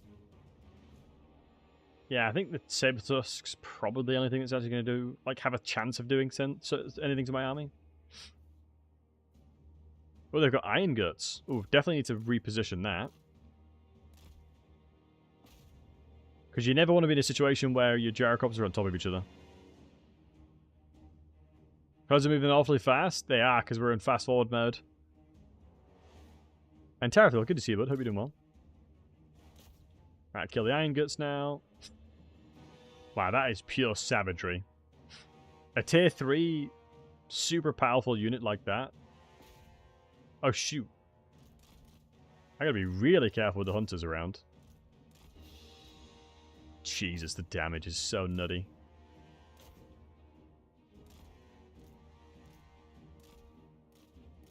Alright, as long as I'm avoiding them as much as possible. Okay. The Slayers will be worth their weight in gold here. Lovely jubbly. As long as I don't lose any of these Gyrocopters, I'm happy. Because my Gyrocopters are honestly just, like, insanely good in this composition. Okay, all the Slayers are mulching these guys. Mulching, mulching, mulching. Slayers probably can chase that, low-key. My Slayers can get over there, I'm pretty happy with that. Although we may lose a bit of them, though. Let's get the Gyrocopters back. We don't need 2 of them to do that. But these guys are holding the line really nicely. Slayers have caught the trappers, which is nice. Yeah, beautiful. We definitely want to chase and kill as many of these as possible. critical to kill as many as we can. You can chase over here. Let's grab you and come over this side. So let's make sure we're using all our ammunition. We don't have fire at will, so we've got to be careful for that. Careful and conscious of the fact that we don't have it.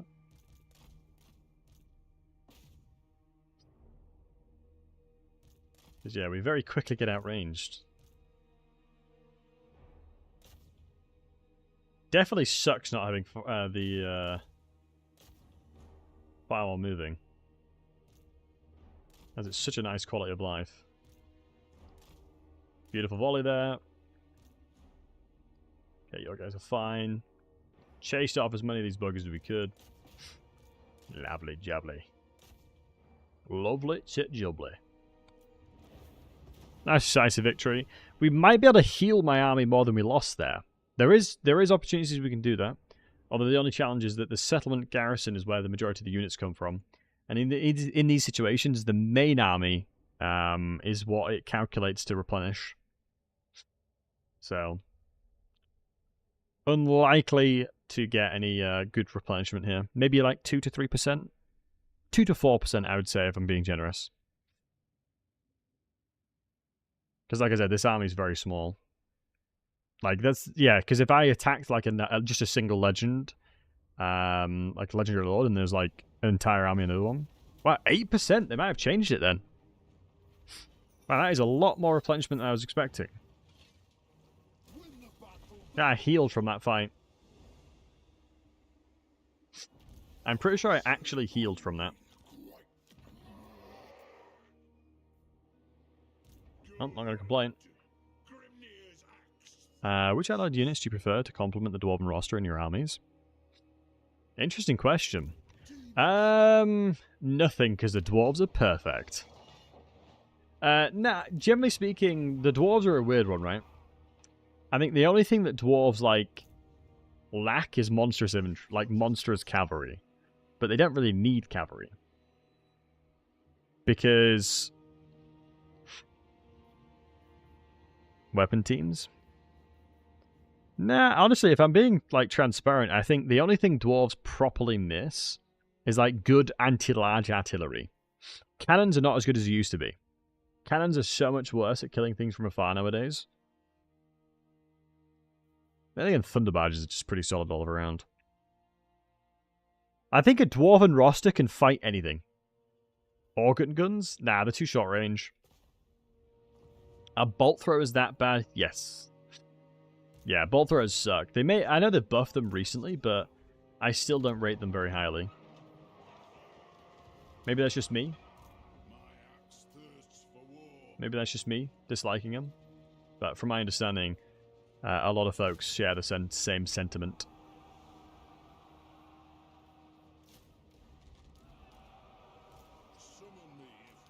That's merge these bad boys. You get 8 of them now, though? Yes, but 8 times 0 is still 0.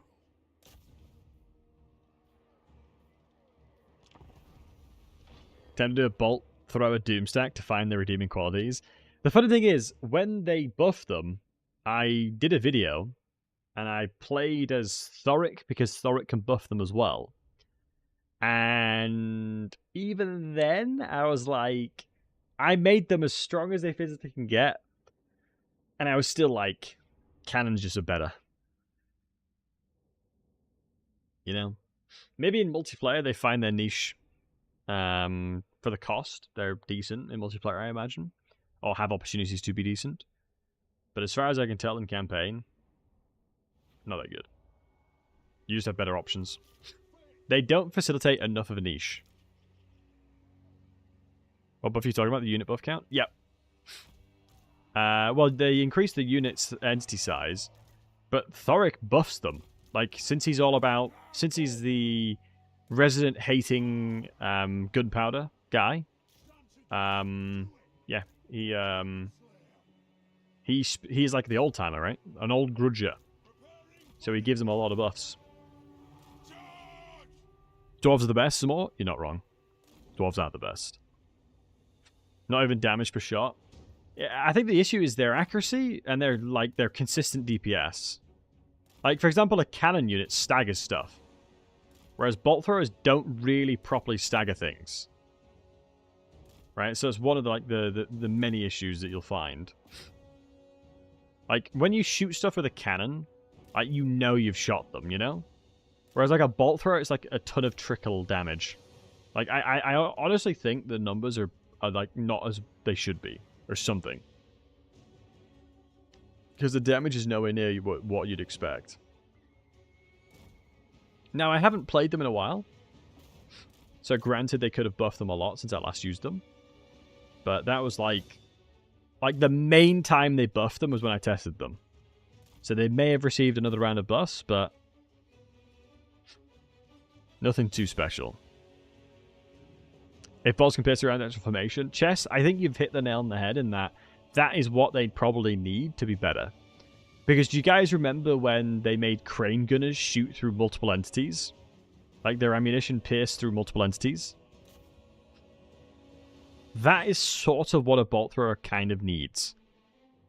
And the sad thing is, if you take the bolt thrower and give it to Bretonia, it'd be OP. Like, genuinely. If you took it away, gave it to Bretonia, boom, overpowered. Because they just don't have anything like that. But the dwarves already have a lot of stuff that does something similar.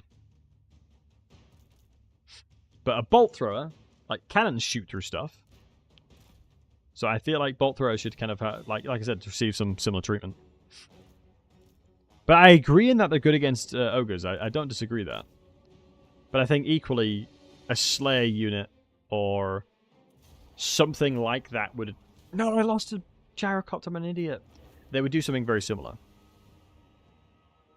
Because, like, when you're talking about, like, trying to find the perfect balance in an army, like, I don't think a bolt thrower justifies a slot in an army. For example, they suck against infantry, right? And so you can probably find things that do that job, maybe a little bit worse, but are better at other things as well.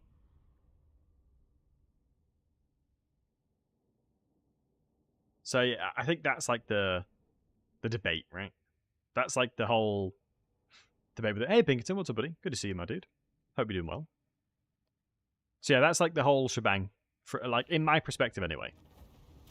In my humble perspective. Yeah, we'll see.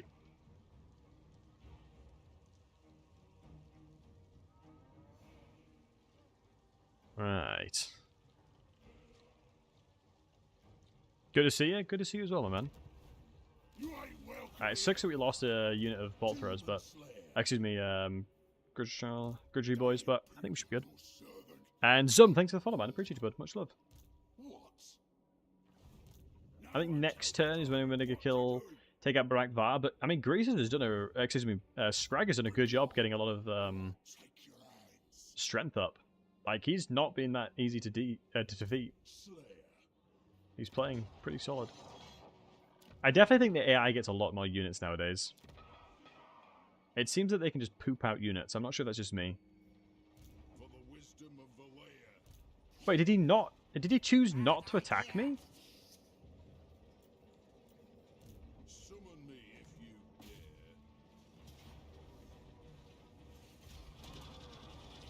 Sure.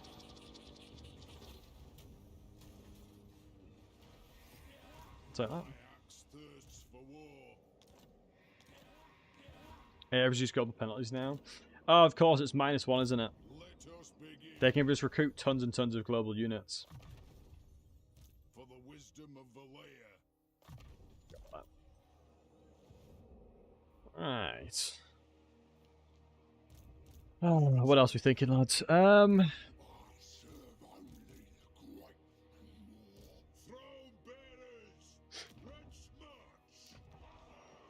Just need Barak Bar for the province here. Our economy is kind of cracked. Oh, Karakun. Hello, Karakun. Wait. They have 564. Well, we'll make him go into minuses. So if you guys don't know, you could force the AI to go into minus money. So here, the only money he has is 564, but since it's such a high diplomacy value for me, I can just ask for more.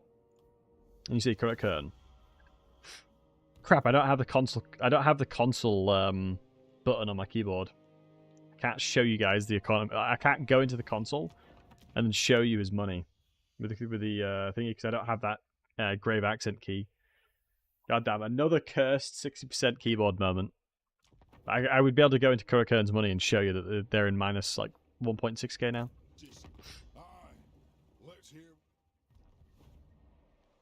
Alright. Should be able to defend that nice and easily. I still stand by my decision to get a 60% keyboard though. Love this keyboard. Are we expecting any big spending? Hey, big spender. Let's get the runesmith in there. Let's upgrade that as well. Dude, our economy is going to get cracked very soon. Getting that in there as well. Oh man, we're going to be absolutely laughing money-wise. Size matters for keyboards. I mean, I have a giant, massive keyboard. Wow, Scrag went for me. For Thorgrim. God, it sucks I don't have any... I don't have Rune of Spite on Thorgrim right now. That's a smart attack by him. He doesn't have any healing, which is good.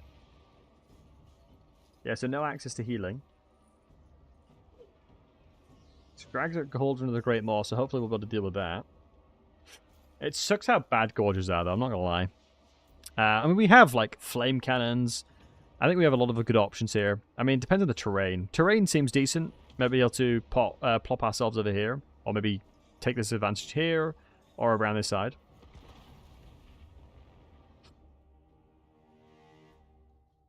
Got the modding tools open. Yeah, Pythax, it's just, I can't, I don't have the console command mod or anything. I don't know if I can check the console. Yeah, I don't have any of them. I don't have anything. I don't have any mods on. Do I get more keys? Would it be weird to get a separate keyboard with just F keys on it?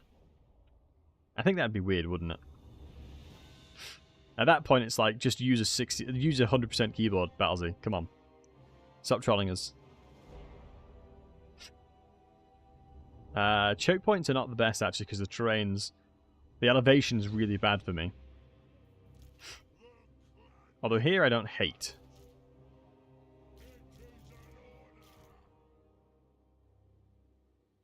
Get 150% keyboard? Is that a thing?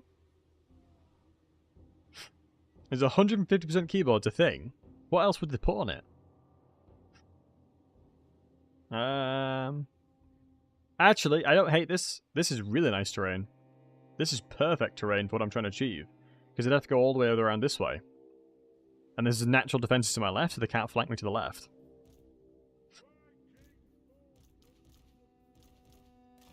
Yeah, this is beautiful. This terrain right here is exactly what I needed. Because I can set my army up properly. I can set my army up nicely as well. So hopefully it's not terrible. So, zoom in. You here. Perfect line of sight for you as well. I actually generally don't want to be too far aggressive with them. Plop you guys like a bit back here. I'm going to need to make you group number 1. You can be 5 for now. Yeah, garrison is in the front line. Don't really mind too much about the garrison units. I want to be a little bit conscious of the fact that I want to make sure that we have enough elevation for the rest of my troops. And I want to make sure there's enough space for them as well. Let me actually send these guys quite aggressively up there. I think the smart thing for me to do is just go kill Scrag. Because I don't think they have any range in the first army. And then we do this. Beautiful. Yeah, I think that's the right play. I am more than happy with that. I mean, this is going to be a really nice, like, position to defend. Maybe the smart thing we do is just ignore having you on the flank. Since we don't have Rune of Spite, maybe Thorgrim's duty is... Nah, the Rune of Endurance and then the weapon he's got when he's in combat, I'm pretty sure. Yeah, I can't not. Thorgrim needs to be there. Man, he's miles away. Okay, so I think I honestly think gyro bombers are like hella OP right now as well. So we'll see if the damage just kind of pops them. I honestly think the damage will just probably pop him.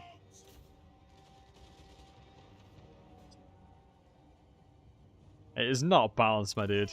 They have broken gyro bombers like crazy. I can't see a world where anyone doing multiplayer tournaments allows this to go through. Jesus.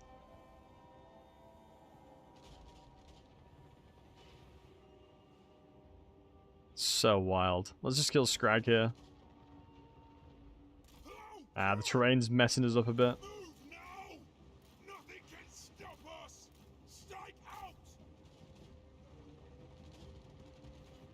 What I need to do is turn briefly, like this. Like, turn like that, and then shoot. I think it bugs it properly. We almost one-shot that guy.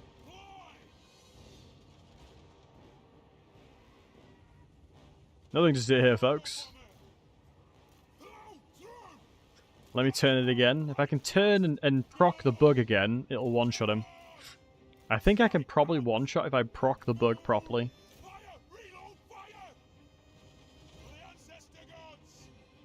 Nah. I need to be closer.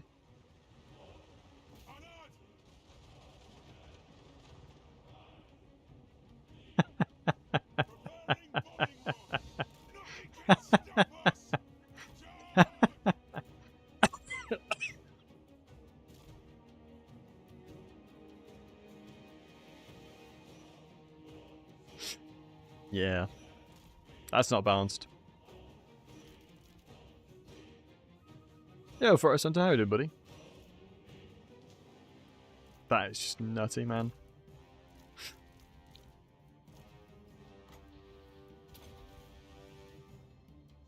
I see nothing wrong here at all. Yeah, this is what a gyro bomber should be like, guys. Does somebody add an extra 0? I think it's because they bugged how many times it shoots. Because Ice, pay close attention to the ammunition. Pay close attention to the ammunition. Is what I'll say to you, good sir. It's shooting more than it should. Is I think the reason why it's happening.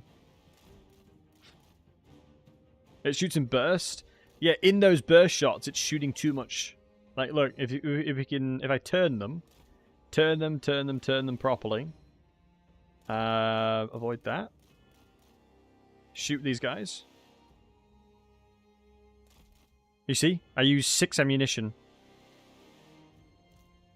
Turn them again. Shoot into here. I use 6 ammunition, so I'm shooting 6 times in one go. Is what's happening. Yep. I shoot 6 times in one go.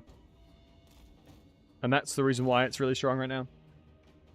So effectively, I am doing 6 shots per volley. Which is obviously the reason why they get smoked. And yes, we definitely can get use of all the restocks, for sure. I don't really want to shoot any of the noblers. Because I can bomb them quite easily. But that was only 4. That was a normal shot. That was a look at the difference in the normal shots. How insane is that? Like, the DPS difference in the normal shots is like... Oh my god, they're flanking like crazy. Let's think about this one then. I'm gonna do this.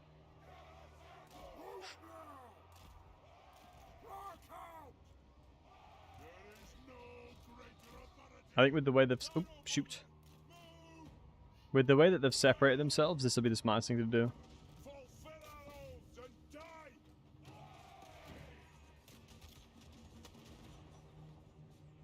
Go.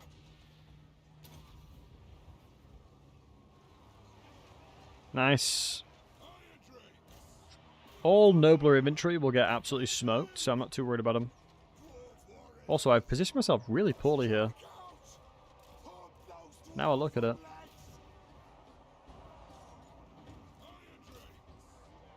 Okay. I'm gonna have to pull these boys back. The sooner these guys start firing, the happier I'll be. I might get shot at with these guys. I don't know. Each one of the shots fire 2 bullets and then fires those 2 8 times. So if you hire on accuracy, there's a volleys doing silly damage. Yeah. It is kind of nutty. And it definitely seems perfectly intended. Right, guys? This is definitely an intended mechanic. Surely. Guys, reinforce the left side here.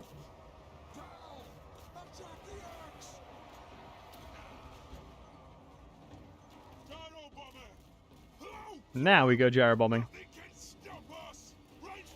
Because these little rascals are bothering us. Come on. I need to do this just to stagger them. So I can't afford to lose a gyro bomber here. Let me straighten this out as well.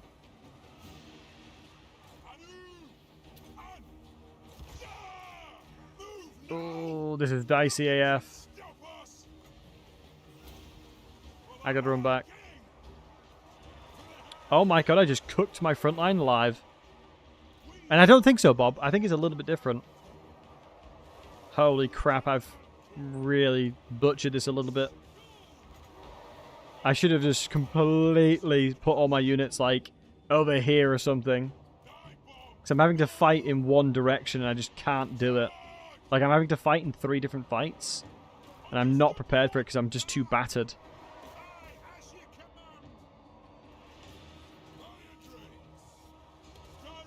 Let's see if I can get some gyro bombs over here and just try and protect us a little bit.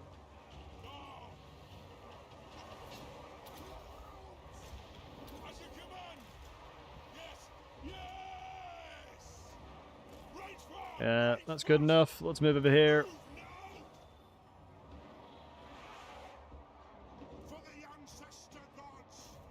Okay, let's lock it in, boys.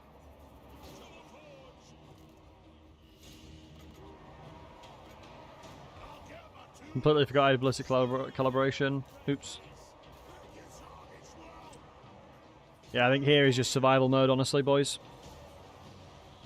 Let's just make it through the night. Let's make sure the boys make it through the night, and then we'll be, then we'll reconvene and figure out what we're gonna do.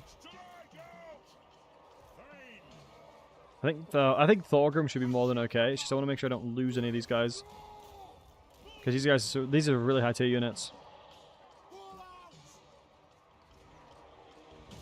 I think I should shoot in here, honestly. Let's pull back my Iron Drakes and then reposition. My entire front line's going to be balked, but I think the good thing is here, surviving this one, and then we can get Longbeards. Like, honestly, perfect timing. Low-key, let's be honest. Perfect timing to get a lot of army losses for us to then start replacing these units with better units. Perfect timing. Absolute perfect timing, lads. Let me slow these guys down as much as I can. Oh my god, I'm not supposed to. If this fight went on, I'd have lost. Or I'd have lost a lot more.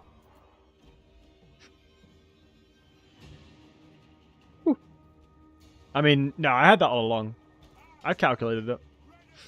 I calculated that if we did max DPS there, it would have been fine. We crunched the numbers. We crunched the numbers. Yeah, I'm going to need to put some Longbeards in here. Jesus, I don't have front line. Thorgrim's worth a lot. Yeah, Thorgrim would have tanked for a long time. Like, his stat line's insane.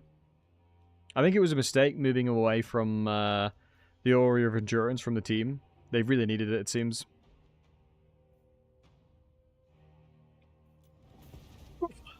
That is as Pyrrhic as it goes. That is truly as Pyrrhic as it goes.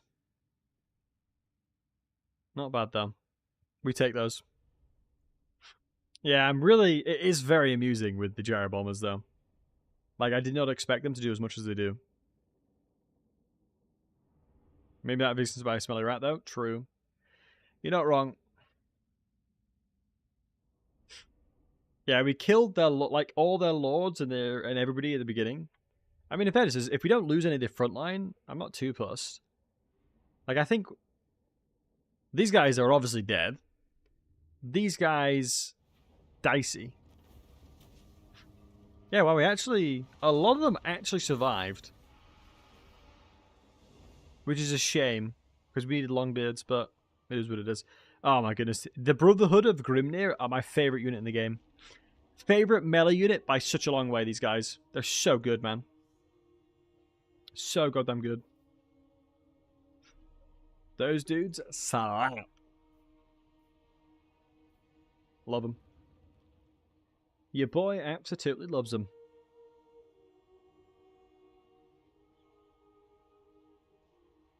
Which dudes? The Grimnir lads. Improve the omens, sure. We got plenty of cash to spare. Yeah, the Brotherhood of Grimnir. I think they're probably the best infantry in the game. Wow, they didn't go for the attack here as well, yeah. Do you know what? We're not in a bad spot. I'm pretty happy with this, because we're going to get a confederation on Ungrim pretty easily. He's doing his job over that side. We could confederate, like...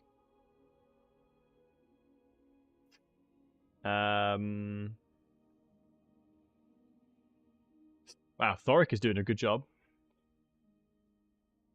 It almost seems like Ungrim may be the obvious choice. But Malachi is so much fun confederating him. The shenanigans you can get up to with Malachi over that side of the map. Just depends on how you want to expand, really. Because both of them are... neither of them are wrong ideas. But turn 19... having an army and a half, making 4,300 a turn. Not bad. Oh, I didn't mean to click that. I did not mean to click that. But, what we'll do is, clearly, we crave violence, and we'll do that next time. Father, I crave violence! Hey, you know what I mean? Sometimes it do be like that. But, lads... boys, to all of you wholesome hunks, FireX, once again, matey, I really do appreciate the super chat. So much love to you, and keep being awesome. Let us find you guys a new home. Let us go ahead and find y'all a new home. I hope you guys have a wonderful morning, evening, and night, wherever you are in the world. Much love to each and every one of you guys. Appreciate y'all as always. Oh, Corin's alive. I haven't seen Corin in ages. Send you guys his way. But yeah, thank you very much for hanging out, boys. I do appreciate you. Hope you enjoyed today's stream. Much love to each and every one of you beautiful fine folks. We'll be most likely live tomorrow. Or the day after. But we'll be doing a head-to-head, so once again, another shout-out. If you want to join the head-to-head this weekend, jump in the Discord. !Mark Discord, link in the description. And you can jump in the head-to-head. We'll talk about rules where we'll be doing... I'll be playing the Changeling, causing some absolute chaos. And that's the campaign premise of it. And it'll just be a head-to-head of chaos, basically. Well, an FFA of chaos. Everyone's going to do random things. It should be quite interesting. But yeah, shout out to all of you guys. Shout out to all the solos, the raids, the subs, the gifted subs, the bits, the donos. You guys know the drill. But yeah, I'll be back at it, like I said, a couple days. Take care of yourselves. And yeah, appreciate you. Bye-bye for now. And thanks for watching, boys.